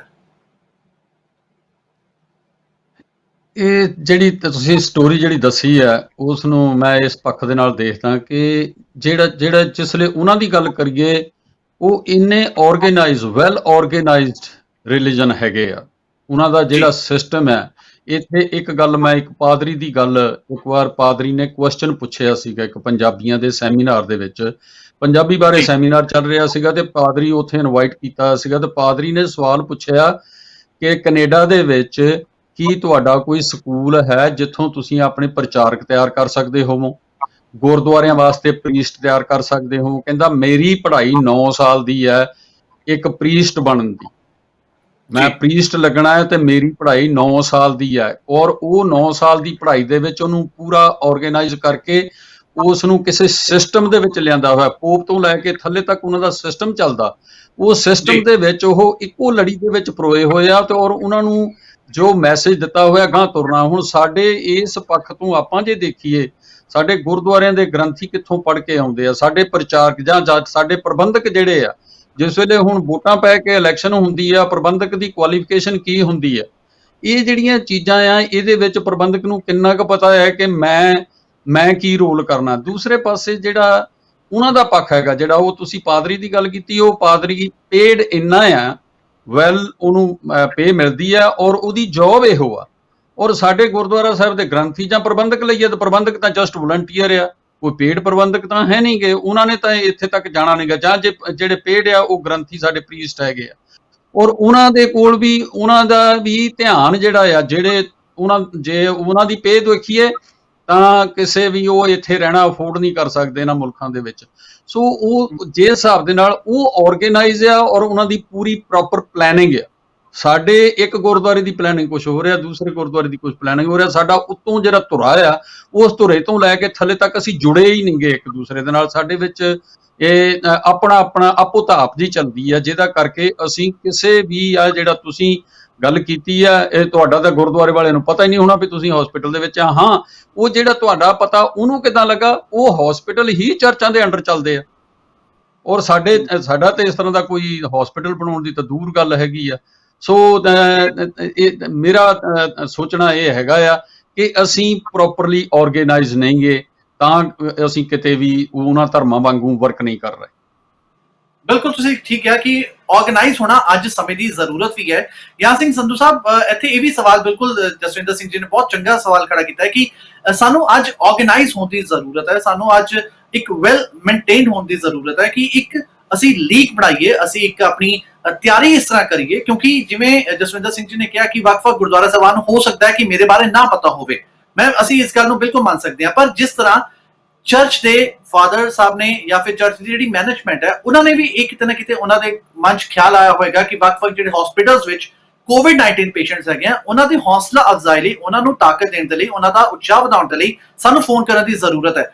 ਸਾਡੇ ਦਿਮਾਗ ਵਿੱਚ ਇਹ ਸੋਚੀ ਕਿਉਂ ਨਹੀਂ ਆਈ? ਪਹਿਲੀ ਗੱਲ ਤਾਂ ਮੈਂ ਤੁਹਾਡੇ ਜਿਸ ਦੁੱਖ ਭਰੇ ਸਮੇਂ ਵਿੱਚ ਹੀ ਤੁਸੀਂ ਨਿਕਲੇ ਹੋ, ਤੇ ਮੈਂ ਮੇਰੀਆਂ ਸ਼ੁਭ ਸ਼ਾਮਾਂ ਨੇ, ਅਰਦਾਸ ਹੈ ਪਾਤਸ਼ਾਹ ਨੇ ਤੁਹਾਨੂੰ ਤੰਦਰੁਸਤੀ ਬਖਸ਼ੀ ਹੈ ਤੇ ਤੁਸੀਂ ਬਿਲਕੁਲ ਸਹੀ ਸਲਾਮਤ ਉਹਦੇ ਵਿੱਚੋਂ ਨਿਕਲ ਕੇ ਆਏ ਹੋ। ਦੂਸਰੀ ਚੀਜ਼ਾਂ ਜਿਹੜੀਆਂ 2-3 ਵੱਖਰੇ ਪਹਿਲੂ ਨੇ ਇਸ ਸਵਾਲ ਦੇ। ਜਿਹੜੀ ਆਰਗੇਨਾਈਜੇਸ਼ਨ ਕੋਈ ਸਿੱਖ ਧਰਮ ਦੀ ਵਿਲੱਖਣਤਾ ਬਾਕੀ ਧਰਮਾਂ ਨਾਲੋਂ ਬਹੁਤ ਜ਼ਿਆਦਾ ਜੇ। ਹਰ ਇੱਕ ਸਿੱਖ ਹੀ ਆਪਾਂ ਹਮੇਸ਼ਾ ਵਿਚਾਰ ਕਰਦੇ ਹਾਂ ਕਿ ਜਿਹੜੀ ਪ੍ਰੀਸਟਲੀ ਕਲਾਸ ਹੈ ਸਾਡੇ ਵਿੱਚ ਨਹੀਂ ਹੈ। ਹਰ ਸਿੱਖ ਪ੍ਰੀਸਟ ਹੈ। ਜੇ ਹਰ ਸਿੱਖ ਪ੍ਰੀਸਟ ਹੈ ਫਿਰ ਸਾਨੂੰ ਕਿਸੇ ਵੀ ਵੱਖਰੀ ਆਰਗੇਨਾਈਜੇਸ਼ਨ ਦੀ ਲੋੜ ਨਹੀਂ ਪੈਂਦੀ। ਮੈਂ ਜਿਹੜੀ ਮੁਸ਼ਕਲ ਦੇਖ ਰਿਹਾ ਸਾਡੇ ਅੰਦਰ ਜਾਂ ਕੈਨੇਡਾ ਭਰ ਦੇ ਅੰਦਰ, ਕੈਨੇਡਾ ਤੇ ਅਮਰੀਕਾ ਦੇ ਬਾਈ ਦਾ ਵੇ ਹਸਪਤਾਲਾਂ ਵਿੱਚ ਵੀ ਫਰਕ ਹੈ। ਅਮਰੀਕਨ ਹਸਪੀਟਲ ਮੈਜੋਰਿਟੀ ਜਿਹੜੇ ਆ ਉਹ ਚਰਚ ਉਹਨੂੰ ਓਨ ਕਰਦੇ ਆ ਤੇ ਉਹਨਾਂ ਦੇ ਪਾਦਰੀ ਉੱਥੇ ਨਾਲ ਕੰਮ ਕਰਦੇ ਨੇ। ਕੈਨੇਡਾ ਦੇ ਵਿੱਚ ਇਹ ਸਾਰੇ ਪਬਲਿਕ ਹਸਪੀਟਲਸ ਨੇ ਔਰ ਇਹ ਪਬਲਿਕ ਸਾਡੇ ਕੋਲ ਨੈਸ਼ਨਲ ਹੈਲਥ ਕੇਅਰ ਸਿਸਟਮ ਆ, ਉਹਦੇ ਆਧਾਰ ਤੇ ਫੰਕਸ਼ਨ ਕਰਦੇ ਨੇ। ਔਰ ਕੈਨੇਡਾ ਦੇ ਵਿੱਚ ਮੈਂ ਖਾਸ ਕਰਕੇ ਇਸ ਖਿੱਤੇ ਦੀ ਗੱਲ ਲੈ ਲਾਂ ਜਿੱਥੇ ਬਹੁਤ ਸਿੱਖਾਂ ਦੀ ਆਬਾਦੀ ਹੈ। ਸਰੀ ਦੇ ਅੰਦਰ ਮੈਂ ਇਸ ਵੇਲੇ ਗਿਣਦਾ ਤਕਰੀਬਨ 1.25-2 ਲੱਖ ਦੀ ਆਬਾਦੀ ਸਾਡੀ ਹੈ ਸਰੀ ਦੇ ਅੰਦਰ ਸਿੱਖਾਂ ਦੀ। ਇੱਥੇ ਹਸਪਤਾਲਾਂ ਦੇ ਵਿੱਚ ਸਭ ਤੋਂ ਵੱਡਾ ਜਿਹੜਾ ਹਸਪੀਟਲ ਦਾ ਹੈਲਥ ਬੋਰਡ ਆ ਉਹ ਇਹ ਸਾਡੇ ਇਸ ਖਿੱਤੇ ਦਾ ਆ। ਉਹਦੇ ਅੰਦਰ ਵਰਕਰਸ ਕੰਮ ਕਰਦੇ ਨੇ, ਸਿੱਖਾਂ ਨੂੰ ਲਾਇਆ ਜਾਂਦਾ ਆ। ਆਮ ਸਿੱਖ ਪਰਿਵਾਰਾਂ, ਸਿੱਖ ਪੇਸ਼ੈਂਟਸ ਦੇ ਨਾਲ ਕੰਸਰਨ ਕਰ ਮੈਂ ਜਾਣਦਾ ਐਟਲੀਸਟ 2 ਨੂੰ ਤਾਂ ਮੈਂ ਆਪ ਜਾਣਦਾ ਇਸ ਵੇਲੇ ਵੀ ਜਿਹੜੇ ਹਸਪੀਟਲਾਂ ਦੇ ਵਿੱਚ ਕੰਮ ਕਰਦੇ ਨੇ। ਪਰ ਜਿਹੜਾ ਸਵਾਲ ਆਪਣਾ ਸੀ ਵੀ ਕੀ ਕੋਈ ਸਿੱਖ ਗੁਰਦੁਆਰੇ ਦਾ ਕੋਈ ਗ੍ਰੰਥੀ ਕੋਈ ਜਾ ਕੇ ਕੋਈ ਸਵਾਲ ਕਰਦਾ, ਇਹ ਗੁਰਦੁਆਰਿਆਂ ਤੇ ਨਿਰਭਰ ਕਰਦਾ ਹੈ। ਕਿਉਂਕਿ ਸਾਡੇ ਗੁਰਦੁਆਰਿਆਂ ਦੇ ਵਿੱਚ ਪਹਿਲਾਂ ਤਾਂ ਅਸੀਂ ਜਿਹੜੇ ਗ੍ਰੰਥੀ ਰੱਖਦੇ ਵੀ ਹਾਂ ਉਹ ਨਾਰਮਲੀ ਉਸ ਲੈਵਲ ਦੀ ਕੈਪੈਸਿਟੀ ਨਹੀਂ ਰੱਖਦੇ ਜਿਹਦੇ ਨਾਲ ਉਹ ਜਾ ਕੇ ਆਪਣਾ ਸਮਾਂ ਲਾ ਰੱਖਣ। ਜਾਂ ਰੱਖਦੇ ਵੀ ਆ ਤਾਂ ਅਸੀਂ ਉਹਨਾਂ ਕੋਲ ਟਾਈਮ ਉਹਨਾਂ ਦਾ ਇੰਨਾ ਬੰਦਿਸ਼ ਦੇ ਵਿੱਚ ਲਾਇਆ ਹੁੰਦਾ ਕਿ ਉਹਨਾਂ ਕੋਲ ਐਕਸਟਰਾ ਟਾਈਮ ਹੀ ਨਹੀਂ ਹੁੰਦਾ। ਜੇ ਆਹ ਗੁਰਦੁਆਰਾ ਸਿੰਘ ਸਭਾ ਹੀ ਲਾ ਲਾ ਫੋਰ ਐਗਜ਼ਾਮਪਲ, ਮੈਂ ਉਦਾਹਰਨ ਇੱਥੇ ਲੈ ਆਉਣਾ ਕਿਉਂਕਿ ਅੱਜ ਆਪਾਂ ਸਿੰਘ ਸਭਾ ਦਾ ਪ੍ਰੋਗਰਾਮ ਦੇ ਰਹੇ ਹਾਂ ਜਾਂ ਔਰ ਦੋਨੇ ਜ਼ਿੰਮੇਵਾਰ ਸੱਜਣ ਆਪਣੇ ਨਾਲ ਬੈਠੇ ਨੇ। ਇਹ ਚਾਹਣ ਤੇ ਇਹ ਇੱਕ ਗ੍ਰੰਥੀ ਦੀ ਡਿਊਟੀ ਲਾ ਸਕਦੇ ਨੇ ਵੀ ਇਸ ਹਫ਼ਤੇ ਤੁਸੀਂ 1 ਘੰਟਾ ਜਾਂ 2 ਘੰਟੇ ਜਿਹੜੇ ਜਾ ਕੇ ਆ ਇਸ ਹਸਪੀਟਲ ਦੇ ਵਿੱਚ ਜਾ ਕੇ ਮਰੀਜ਼ਾਂ ਦੇ ਨਾਲ ਗੱਲਬਾਤ ਕਰਨੀ ਆ। ਪਰ ਨਾਲ ਉੱਥੇ ਲੈਂਗੁਏਜ ਬੈਰੀਅਰ ਵੀ ਵੱਡਾ ਆ ਜਾਂਦਾ ਵੀ ਇਕੱਲੇ ਸਿੱਖ ਮਰੀਜ਼ਾਂ ਨਾਲ ਨਹੀਂ ਕਰਨੀ। ਵੀ ਜੇ ਤੁਹਾਨੂੰ ਕੋਲ ਭਾਸ਼ਾ ਦੀ ਕੋਈ ਸੰਕੋਚਤਾ ਆ ਤੇ ਭਾਸ਼ਾ ਦੀ ਕਮੀ ਹੈ, ਤੇ ਫਿਰ ਤੁਸੀਂ ਨਾਲ ਦੇ ਮਰੀਜ਼ਾਂ ਨੂੰ ਕੀ ਕਹਿ ਸਕਦੇ ਹੋ? ਸਰ ਮੁਸਕਰਾ ਕੇ ਆ ਜਾਓਗੇ, ਕਿਉਂਕਿ ਇਹ ਚੀਜ਼ਾਂ ਜਿਹੜੀਆਂ ਸਾਡੇ ਵਿੱਚ ਹੋਣੀਆਂ ਬਹੁਤ ਜ਼ਰੂਰੀ ਨੇ। ਬਲਵੀਰ ਸਿੰਘ ਹੋਣੀ ਟੱਚ ਕੀਤਾ ਸੀ ਕਿ ਸਾਡੇ ਕੋਲ ਕੋਈ ਐਸਾ ਅਦਾਰਾ ਵੀ ਨਹੀਂ ਜਿਹਦੇ ਨਾਲ ਅਸੀਂ ਆਪਣੇ ਗ੍ਰੰਥੀ ਸਾਹਿਬਾਨ ਨੂੰ ਦੋ ਭਾਸ਼ਾ ਕੀ ਤਿੰਨ ਭਾਸ਼ਾ ਬਣਾ ਸਕੀਏ, ਕਿਉਂਕਿ ਸਾਡੇ ਦੇਸ਼ ਦੇ ਅੰਦਰ ਸਾਡੀਆਂ ਦੋ ਭਾਸ਼ਾਵਾਂ ਤਾਂ ਹੈ ਹੀ ਨੇ ਇੱਥੇ, ਫ੍ਰੈਂਚ ਤੇ ਇੰਗਲਿਸ਼ ਤੇ ਨਾਲ ਪੰਜਾਬੀ। ਸਾਡੀ ਜਿਹੜੇ ਅਸੀਂ ਤਿੰਨਾਂ ਭਾਸ਼ਾਵਾਂ ਵਿੱਚ ਜਿਹੜਾ ਬੰਦਾ ਗੱਲ ਕਰ ਸਕਦਾ, ਲਾਜ਼ਮੀ ਗੱਲ ਹੈ ਉਹ ਜਿੱਥੇ ਗੁਰਦੁਆਰੇ ਵਿੱਚ ਜਾਏਗਾ ਜਾਂ ਜਦ ਕਿਸੇ ਦੇ ਕੋਲ ਦੀ ਲੰਘੇਗਾ ਵੀ ਤੇ ਉਹ ਆਪਣੀ ਉਹ ਵਾਸ਼ਨਾਵਾਂ ਜਿਹੜੀਆਂ ਚੰਗੀਆਂ ਨੇ ਸਿੱਖੀ ਬਾਰੇ ਛੱਡ ਜਾਏਗਾ। ਇਹ ਬਹੁਤ ਜ਼ਰੂਰਤ ਹੈ ਸਾਡੇ ਅੰਦਰ। ਮੈਂ ਚਾਹਾਂਗਾ ਗੁਰਦੁਆਰਿਆਂ ਦੀਆਂ ਕਮੇਟੀਆਂ ਨੂੰ ਕੋਈ ਕਿਸੇ ਤਰ੍ਹਾਂ ਦੀ ਆਰਗੇਨਾਈਜੇਸ਼ਨ ਦੀ ਲੋੜ ਨਹੀਂ ਹੈ, ਆਪੋ ਆਪਣੇ ਗੁਰਦੁਆਰੇ ਜ਼ਿੰਮੇਵਾਰੀਆਂ ਸਾਂਭਣ, ਆਪਣੇ ਨੇੜੇ ਦੇ ਹਸਪਤਾਲਾਂ ਦੇ ਵਿੱਚ ਇਹ ਚੀਜ਼ਾਂ ਸਰਵਿਸ ਨੂੰ ਪ੍ਰੋਵਾਈਡ ਕਰਨਾ ਸ਼ੁਰੂ ਕਰਨ ਤੇ ਬਹੁਤ ਹੀ ਵਧੀਆ ਹੋਵੇਗਾ। ਇਕੱਲੀ ਸਰਵਿਸ ਕੈਨੇਡਾ ਸਰਕਾਰ, ਬਾਈ ਦਾ ਵੇ, ਮੈਂ ਭੁਲੰਦਰ ਸਿੰਘ ਜੀ ਇੱਥੇ ਈਵਨ ਜੇਲ੍ਹਾਂ ਦੇ ਅੰਦਰ ਬੈਠੇ ਜਿਹੜੇ ਲੋਕ ਨੇ ਉਹਨਾਂ ਵਾਸਤੇ ਸਰਵਿਸ ਪ੍ਰੋਵਾਈਡ ਕਰਦੀ ਸੀ। ਥੋੜ੍ਹੀ ਦੇਰ ਪਿਛਲੇ ਸਾਲ 2 ਸਾਲ ਪਹਿਲਾਂ ਇਹਨਾਂ ਨੇ ਉਹਦੇ ਵਿੱਚੋਂ ਫੰਡਿੰਗ 2 ਸਾਲ ਤੋਂ ਜ਼ਿਆਦਾ ਹੋ ਗਿਆ, ਫੰਡਿੰਗ ਕਰਟੇਲ ਕਰਕੇ ਜਿਹੜੇ ਬਾਕੀ ਧਰਮਾਂ ਦੇ ਸਿਰਫ ਈਸਾਈਆਂ ਨੂੰ ਰਹਿਣ ਦਿੱਤਾ ਉੱਥੇ, ਬਾਕੀ ਦਿਆਂ ਨੂੰ ਕਹਿ ਦਿੱਤਾ ਵੀ ਸਾਡੇ ਕੋਲ ਫੰਡਿੰਗ ਹੈ ਨਹੀਂ, ਨਾ ਵੀ ਫੰਡਿੰਗ ਹੋਵੇ। ਮੈਂ ਇੱਕ ਉਦਾਹਰਨ ਦੇ ਨਾਲ ਤੁਹਾਨੂੰ ਦੱਸ ਦੇਣਾ ਚਾਹੁੰਦਾ, ਜਿਹੜੀ ਗੱਲ ਤੁਸੀਂ ਦੱਸੀ ਹੈ ਨਾ ਕਿ ਇੱਕ ਈਸਾਈ ਨੇ ਤੁਹਾਨੂੰ ਜਾ ਕੇ ਆਪਣੀ ਬਾਈਬਲ ਦਿੱਤੀ। ਸਾਡਾ ਇੱਕ ਦੋਸਤ ਸੀ ਜਿਹਨੂੰ ਇਹ ਵੀ ਜਾਣਦੇ, ਮੈਂ ਨਾਂ ਤਾਂ ਚਲੋ ਨਹੀਂ ਲੈਂਦਾ ਇਸ ਵੇਲੇ, ਉਹ ਜੇਲ੍ਹ ਦੇ ਵਿੱਚ ਸੀ ਔਰ ਉਹਨੂੰ ਮਿਲਣ ਵਾਸਤੇ ਇੱਕ ਇਮਾਮ ਗਿਆ ਔਰ ਇਮਾਮ ਉਹਨੂੰ ਇਹ ਕਹਿ ਰਿਹਾ ਕਿ ਅੱਲਾ ਨੇ ਮੈਨੂੰ ਅੱਜ ਤੇਰੇ ਵਾਸਤੇ ਘੱਲਿਆ ਜੇ ਔਰ ਆਹ ਕੁਰਾਨ ਸ਼ਰੀਫ ਘੱਲੀ ਹੈ ਤੇਰੇ ਵਾਸਤੇ। ਔਰ ਉਸ ਸੱਜਣ ਨੇ ਕੁਰਾਨ ਸ਼ਰੀਫ ਨੂੰ ਪੜ੍ਹ ਕੇ ਆਪਣੇ ਮਨ ਦੇ ਵਿੱਚ ਅਹਿਸਾਸ ਕੀਤਾ ਕਿ ਮੈਂ ਸਿੱਖ ਧਰਮ ਬਾਰੇ ਕਿਉਂ ਨਹੀਂ ਵੱਧ ਹੋਰ ਜਾਣਕਾਰੀ ਲੈ ਸਕਦਾ। ਔਰ ਉਹ ਇੱਕ ਵੱਡਾ ਆਥਰ ਹੋਇਆ ਸਾਡੀ ਕਮਿਊਨਿਟੀ ਦੇ ਅੰਦਰ। 23 ਕਿਤਾਬਾਂ ਛਾਪੀਆਂ ਨੇ ਉਹਨੇ ਸਿੱਖੀ ਦੇ ਉੱਤੇ। ਅੱਜ ਦੁਨੀਆ ਵਿੱਚ ਨਹੀਂ ਆਇਆ, ਪਰ 23 ਕਿਤਾਬਾਂ ਸਿੱਖੀ ਦੇ ਛਾਪਿਆਂ ਨੇ। ਔਰ ਉਹਦੀ ਜਿਹੜੀ ਸ਼ੁਰੂਆਤ ਹੋਈ ਸੀ ਉਹ ਜੇਲ੍ਹ ਦੇ ਵਿੱਚੋਂ ਹੋਈ, ਜੇਲ੍ਹ ਦੇ ਵਿੱਚੋਂ ਇੱਕ ਇਮਾਮ ਨੇ ਕਰਵਾਈ। ਤੁਸੀਂ ਇਹ ਅੰਦਾਜ਼ਾ ਲਾਓ ਵੀ ਇੱਕ ਸਿੱਖ ਗੁਰਦੁਆਰੇ ਦਾ ਗ੍ਰੰਥੀ ਜਿਹੜਾ ਦੋ ਭਾਸ਼ਾ ਆ ਔਰ ਦੋ ਭਾਸ਼ਾ ਜਾ ਕੇ ਕਿਸੇ ਵੀ ਮੁਲਜ਼ਮ ਦੇ ਨਾਲ ਗੱਲ ਕਰਦਾ, ਉਹਦੇ ਮਨ ਦੇ ਵਿੱਚ ਆਪਣਾ ਘਰ ਕਰ ਲੈਂਦਾ ਹੈ ਜੀ, ਔਰ ਉਹ ਥਾਂ ਬਣਾ ਲੈਂਦਾ ਉਸ ਥਾਂ ਦੇ। ਇਹ ਸਿੱਖੀ ਅਸਲ ਵਿੱਚ ਇਹ ਆ ਸਾਡੀ। ਇਸ ਕਰਕੇ ਅਸੀਂ ਪਾਤਸ਼ਾਹ ਨੇ ਸਾਨੂੰ ਕੱਲੇ ਨੂੰ ਇੱਕ ਇੰਡੀਵਿਜੂਅਲ ਪ੍ਰੀਚਰ ਬਣਾਇਆ ਜੇ। ਅਸੀਂ ਕੱਲੇ ਆਪ ਹੀ ਪ੍ਰੀਸਟ ਹਾਂ ਤੇ ਆਪੇ ਗ੍ਰੰਥੀ ਹਾਂ। ਸਾਡੀ ਸਾਰਿਆਂ ਦੀ ਫਰਜ਼ ਬਣਦਾ ਕਿ ਅਸੀਂ ਉਸ ਐਂਗਲ ਤੋਂ ਇਸ ਗੱਲ ਨੂੰ ਵਿਚਾਰੀਏ।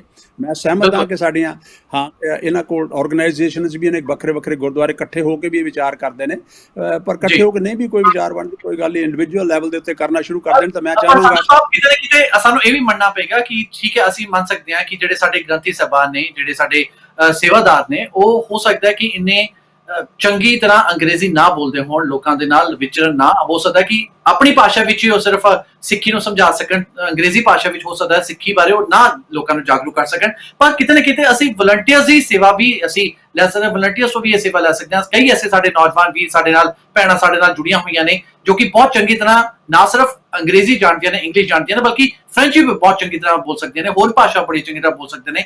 ਅੱਜ ਸਿੱਖ ਕੌਮ ਵਿੱਚ ਅਜਿਹੇ ਨੌਜਵਾਨਾਂ ਦੀ ਕੋਈ ਕਮੀ ਨਹੀਂ ਹੈ। ਬਲਬੀਰ ਸਿੰਘ, ਤੁਹਾਨੂੰ ਲੱਗਦਾ ਕਿ ਅਸੀਂ ਉਹਨਾਂ ਨੌਜਵਾਨਾਂ ਦੀ ਵੀ ਇਹ ਸੇਵਾ ਲਗਾ ਸਕਦੇ ਹਾਂ ਕਿ ਕਿਤੇ ਨਾ ਕਿਤੇ ਗੁਰੂ ਘਰ ਦਾ ਜਿਹੜਾ ਸੁਨੇਹਾ ਹੈ ਉਹ ਵੱਖ-ਵੱਖ ਕਮਿਊਨਿਟੀਜ਼ ਦੇ ਲੋਕਾਂ ਤੱਕ ਪਹੁੰਚਾਇਆ ਜਾਏ, ਵੱਖ-ਵੱਖ ਇਸ ਤਰ੍ਹਾਂ ਦੇ ਜਿਹੜੇ ਪੇਸ਼ੈਂਟਸ ਨੇ ਉਹਨਾਂ ਤੱਕ ਪਹੁੰਚਾਇਆ ਜਾਏ, ਉਹਨਾਂ ਦੀ ਸਿਰਫ ਹੌਸਲਾ ਅਫਜ਼ਾਈ ਕਰਨੀ ਹੈ। ਪਰ ਇੱਥੇ ਮੈਂ ਨਾਲ ਹੀ ਇਹ ਵੀ ਜ਼ਰੂਰ ਕਹਿਣਾ ਚਾਹਾਂਗਾ, ਉਹਨਾਂ ਸੁਸਾਇਟੀਜ਼ ਨੂੰ ਵੀ, ਉਹਨਾਂ ਸਿੱਖ ਜਥੇਬੰਦੀਆਂ ਨੂੰ ਵੀ ਜ਼ਰੂਰ ਵਧਾਈ ਦੇਣਾ ਚਾਹਾਂਗਾ, ਕਿਉਂਕਿ ਕੋਵਿਡ-19 ਦੇ ਬਹੁਤ ਮੁਸ਼ਕਿਲ ਸਮਿਆਂ ਵਿੱਚ ਵੀ ਉਹਨਾਂ ਨੇ ਬਾਹਰ ਨਿਕਲ ਕੇ ਨਾ ਸਿਰਫ ਲੰਗਰ ਦੀ ਸੇਵਾ ਕੀਤੀ ਹੈ, ਬਲਕਿ ਮਾਸਕ ਵੀ ਵੰਡੇ ਨੇ, ਸੈਨੀਟਾਈਜ਼ਰ ਵੀ ਵੰਡੇ ਨੇ, ਰਾਸ਼ਨ ਦਾ ਸਮਾਨ ਵੀ ਵੰਡਿਆ। ਜਿੱਥੇ ਲੋੜ ਸੀਗੀ ਉੱਥੇ ਪਹੁੰਚ ਕੇ ਉਹਨਾਂ ਨੇ ਇਹ ਸਾਰੀਆਂ ਸਮਾਨ ਦਿੱਤਾ ਹੈਗਾ। ਕੀ ਕਹੋਗੇ ਬਲਬੀਰ ਸਾਹਿਬ? ਨਹੀਂ, ਬਿਲਕੁਲ ਤੁਹਾਡੀ ਗੱਲ ਠੀਕ ਹੈਗੀ ਆ। ਸਾਡੀ ਕੌਮ ਦੇ ਵਿੱਚ ਸੇਵਾ ਭਾਵਨਾ ਤੇ ਹੈ, ਪਰ ਜਿਸ ਤਰ੍ਹਾਂ ਜਸਵਿੰਦਰ ਸਿੰਘ ਉਹਨਾਂ ਨੇ ਕਿਹਾ ਸੀ ਕਿ ਕਈ ਵਾਰੀ ਅਸੀਂ ਉਸ ਨੂੰ ਚੈਨਲਾਈਜ਼ ਨਹੀਂ ਕਰਦੇ ਵੀ ਉਹ ਕੌਣ ਕਰ ਰਿਹਾ, ਕਿੱਦਾਂ ਕਰ ਰਿਹਾ, ਤੇ ਕਰਦੇ ਤੇ ਹੈ ਨੇ, ਅੱਜ ਵੀ ਕੀਤੀ ਆ।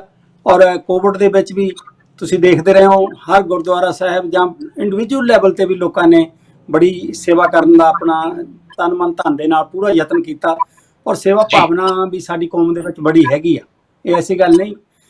ਪਰ ਆਰਗੇਨਾਈਜ਼ ਨਾ ਹੋਣ ਕਰਕੇ ਪ੍ਰੋਪਰ, ਮਤਲਬ ਅਸੀਂ ਇਸ ਚੀਜ਼ ਨੂੰ ਸ਼ਾਇਦ ਨਹੀਂ ਸਾਹਮਣੇ ਨਹੀਂ ਐਕਚੁਅਲੀ ਲਿਆ ਸਕਦੇ। ਜੇ ਆਰਗੇਨਾਈਜ਼ ਕਰਕੇ, ਜਿਸ ਤਰ੍ਹਾਂ ਸਰ ਗਿਆਨ ਸਿੰਘ ਉਹਨਾਂ ਨੇ ਦੱਸਿਆ ਬਈ, ਜੇ ਅਸੀਂ ਇਹ ਗੁਰਦੁਆਰੇ ਦਾ ਜ਼ਰੂਰੀ ਨਹੀਂ ਹੈਗਾ ਵੀ ਬਾਹਰੋਂ ਵੀ ਆਪਾਂ ਕਰ ਸਕਦੇ ਹਾਂ, ਕੋਈ ਵੀ ਚੈਨਲ ਇੱਥੇ ਕੰਮ ਕਰ ਸਕਦਾ, ਜਾਂ ਆਪਾਂ ਗੁਰਦੁਆਰੇ ਸਾਹਿਬ ਹੀ ਕਿਸੇ ਵੀ ਇੱਕ ਬੰਦੇ ਨੂੰ ਰੱਖ ਸਕਦੇ ਜਿਹੜਾ ਇਹੀ ਸੇਵਾ ਕਰੇ, ਤਾਂ ਕਿ ਉਹ ਕਿਉਂਕਿ ਵੱਡਾ ਬੈਰੀਅਰ ਜਿਸ ਤਰ੍ਹਾਂ ਤੁਸੀਂ ਦੱਸਿਆ ਕਿ ਲੈਂਗੁਏਜ ਬੈਰੀਅਰ ਵੀ ਹੈ। ਜਿੰਨੇ ਸਾਡੇ ਗ੍ਰੰਥੀ ਨੇ ਉਹ ਤਕਰੀਬਨ ਇੰਨੇ ਐਜੂਕੇਟਡ ਨਹੀਂ ਹੁੰਦੇ, ਕਿਉਂਕਿ ਜਸਵਿੰਦਰ ਸੋਹਣੀ ਦੱਸ ਰਿਹਾ ਸੀ ਵੀ ਇਹ ਗੁਰਦੁਆਰਿਆਂ ਦੀ ਕੋਈ ਜਿਹੜੇ ਗ੍ਰੰਥੀ ਆਉਂਦੇ ਨੇ ਇਹ ਆਮ ਗੁਰਦੁਆਰਿਆਂ ਦੇ ਵਿੱਚੋਂ ਜਾਂ ਆਮ ਥੋੜਾ ਬਹੁਤਾ ਸਟੱਡੀ ਕਰਕੇ ਹੀ ਗ੍ਰੰਥੀ ਲੱਗੇ ਨੇ, ਉਸ ਲੈਵਲ ਦੇ ਹੁੰਦੇ, ਉਨੀਆਂ ਪੇਹਾਂ ਨਹੀਂ ਹੁੰਦੀਆਂ। ਤੋ ਇਹਦੇ ਵਾਸਤੇ ਠੀਕ ਹੈ ਸਾਨੂੰ ਜੇ ਬਹੁਤੇ ਨਹੀਂ ਤਾਂ ਥੋੜੇ ਕਰਕੇ ਇੱਕ ਜਾਂ ਦੋ ਬੰਦਿਆਂ ਨੂੰ ਵੀ ਇਸ ਲੈਵਲ ਤੇ ਕਿਸੇ ਨਾ ਕਿਸੇ ਏਰੀਏ ਦੇ ਵਿੱਚ ਪ੍ਰਮੋਟ ਕਰਨਾ ਚਾਹੀਦਾ, ਤਾਂ ਕਿ ਉਹ ਹਸਪੀਟਲਾਂ 'ਚ ਜਾ ਕੇ, ਜੇਲ੍ਹਾਂ ਵਿੱਚ ਜਾ ਕੇ ਇਸ ਚੀਜ਼ ਨੂੰ ਵੱਧ ਤੋਂ ਵੱਧ ਆਪਣੇ ਧਰਮ ਬਾਰੇ ਜਾਂ ਇਨਸਾਨੀਅਤ ਦੇ ਜਿਹੜਾ ਐਕਚੁਅਲੀ ਸਿੱਖੀ ਦਾ ਲੈਵਲ ਹੈ ਉਹਦੇ ਬਾਰੇ ਦੱਸਣ ਵੀ ਅਸੀਂ ਤੁਹਾਡੇ ਨਾਲ ਹਾਂ, ਹਰ ਇੱਕ ਦੇ ਨਾਲ। ਮਤਲਬ ਇਹ ਧਾਰਮਿਕ ਜਿਹੜਾ ਸਾਡਾ ਅਕੀਦਾ ਹੈਗਾ, ਤੋ ਇਹ ਬਹੁਤ ਚੰਗੀ ਗੱਲ ਹੈਗੀ ਆ ਜੀ। ਖਹਿਰਾ ਸਾਹਿਬ, ਲਗਾਤਾਰ ਕਿਤੇ ਨਾ ਕਿਤੇ ਸਾਡੇ ਜਿਹੜੇ ਗੁਰਦੁਆਰਾ ਸਾਹਿਬ ਨੇ ਅੰਮ੍ਰਿਤ ਛਕਣ ਦੀ ਜਿਹੜੀ ਰਸਮ ਹੈਗੀ ਉਹ ਬਹੁਤ ਚੰਗੀ ਤਰ੍ਹਾਂ ਨਿਭਾਉਂਦੇ ਨੇ। ਅੰਮ੍ਰਿਤ ਛਕਣ ਦਾ ਜਿਹੜਾ ਕਾਰਜ ਹੈਗਾ ਉਹ ਬਹੁਤ ਚੰਗੀ ਤਰ੍ਹਾਂ ਉਹਨਾਂ ਦਾ ਪ੍ਰਬੰਧ ਕਰਦੇ ਨੇ। ਇਸ ਤੋਂ ਇਲਾਵਾ ਦਸਤਾਰ ਸਜਾਉਣੀ, ਇਸ ਤੋਂ ਇਲਾਵਾ ਕੀਰਤਨ ਸਿਖਾਉਣਾ, ਇਸ ਤੋਂ ਇਲਾਵਾ ਜਿਹੜੇ ਗੱਤਕਾ ਹੈਗਾ ਉਹ ਸਿਖਾਉਣਾ, ਅਜਿਹੇ ਕਈ ਕਾਰਜ ਹੈਗੇ ਨੇ ਜਿਨ੍ਹਾਂ ਵਿੱਚ ਗੁਰਦੁਆਰਾ ਸਾਹਿਬ ਹਮੇਸ਼ਾ ਵੱਧ ਚੜ੍ਹ ਕੇ ਅੱਗੇ ਆਉਂਦਾ ਤਾਂ ਜੋ ਨੌਜਵਾਨ ਪੀੜ੍ਹੀ ਨੂੰ ਗੁਰਸਿੱਖੀ ਨਾਲ ਜੁੜਿਆ ਜਾਏ, ਸਿੱਖ ਸਿਧਾਂਤਾਂ ਨਾਲ ਜੁੜਿਆ ਜਾਏ। ਇਸ ਤੋਂ ਇਲਾਵਾ ਤੁਹਾਨੂੰ ਕੀ ਲੱਗਦਾ ਕਿ ਹੋਰ ਕਿਹੜੀਆਂ ਅਜਿਹੀਆਂ ਕੋਸ਼ਿਸ਼ਾਂ ਹੋ ਸਕਦੀਆਂ ਨੇ ਤਾਂ ਜੋ ਗੁਰੂ ਘਰ ਦਾ ਸੁਨੇਹਾ ਘਰ ਘਰ ਤੱਕ ਪਹੁੰਚਾਇਆ ਜਾਏ? ਜ਼ਿਆਦਾ ਤਾਂ ਇੰਪੋਰਟੈਂਟ ਜਿਹੜੀ ਗੱਲ ਇਸ ਪੱਖ ਤੋਂ ਹੈਗੀ ਆ, ਇਹ ਹਰੇਕ ਗੁਰਦੁਆਰੇ ਦੇ ਵਿੱਚ ਚੱਲਦੇ ਆ ਪ੍ਰੋਗਰਾਮ। ਖੈਰ ਆ ਜਿਹੜਾ ਸਮਾਂ ਚੱਲ ਰਿਹਾ ਇਸ ਵੇਲੇ ਕਈ ਕੁਛ ਐਸਾ ਜਿਹੜਾ ਬਿਲਕੁਲ ਹੀ ਠੱਪ ਹੋ ਗਿਆ, ਚਾਹੇ ਪੰਜਾਬੀ ਸਕੂਲ ਸੀ, ਚਾਹੇ ਗੱਤਕੇ ਦੀਆਂ ਕਲਾਸਾਂ ਜਾਂ ਕੀਰਤਨ ਦੀਆਂ ਕਲਾਸਾਂ, ਸੰਥਿਆ ਦੀਆਂ ਕਲਾਸਾਂ, ਉਹ ਸਾਰਾ ਕੁਛ ਹੀ ਇਸ ਵੇਲੇ ਬੰਦ ਹੋਇਆ ਪਿਆ। ਪਰ ਉਸ ਤੋਂ ਇੰਪੋਰਟੈਂਟ ਗੱਲ ਤਾਂ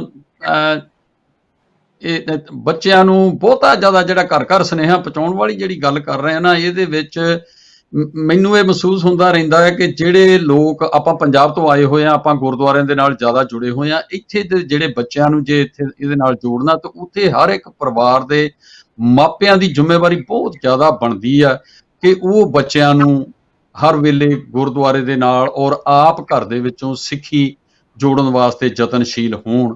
ਤਾਂ ਉਹ ਇਹ ਜਿਹੜਾ ਗੁਰਦੁਆਰੇ ਦਾ ਮੈਸੇਜ ਅਸਲ ਦੇ ਵਿੱਚ ਘਰ ਘਰ ਪਹੁੰਚਣ ਵਾਸਤੇ ਮਾਪਿਆਂ ਦੀ ਜ਼ਿੰਮੇਵਾਰੀ ਵੀ ਬਹੁਤ ਬਣਦੀ ਆ ਕਿ ਉਹ ਵੀ ਇਹ ਮੈਸੇਜ ਨੂੰ ਘਰਾਂ ਦੇ ਵਿੱਚ ਪਹੁੰਚਾਉਣ।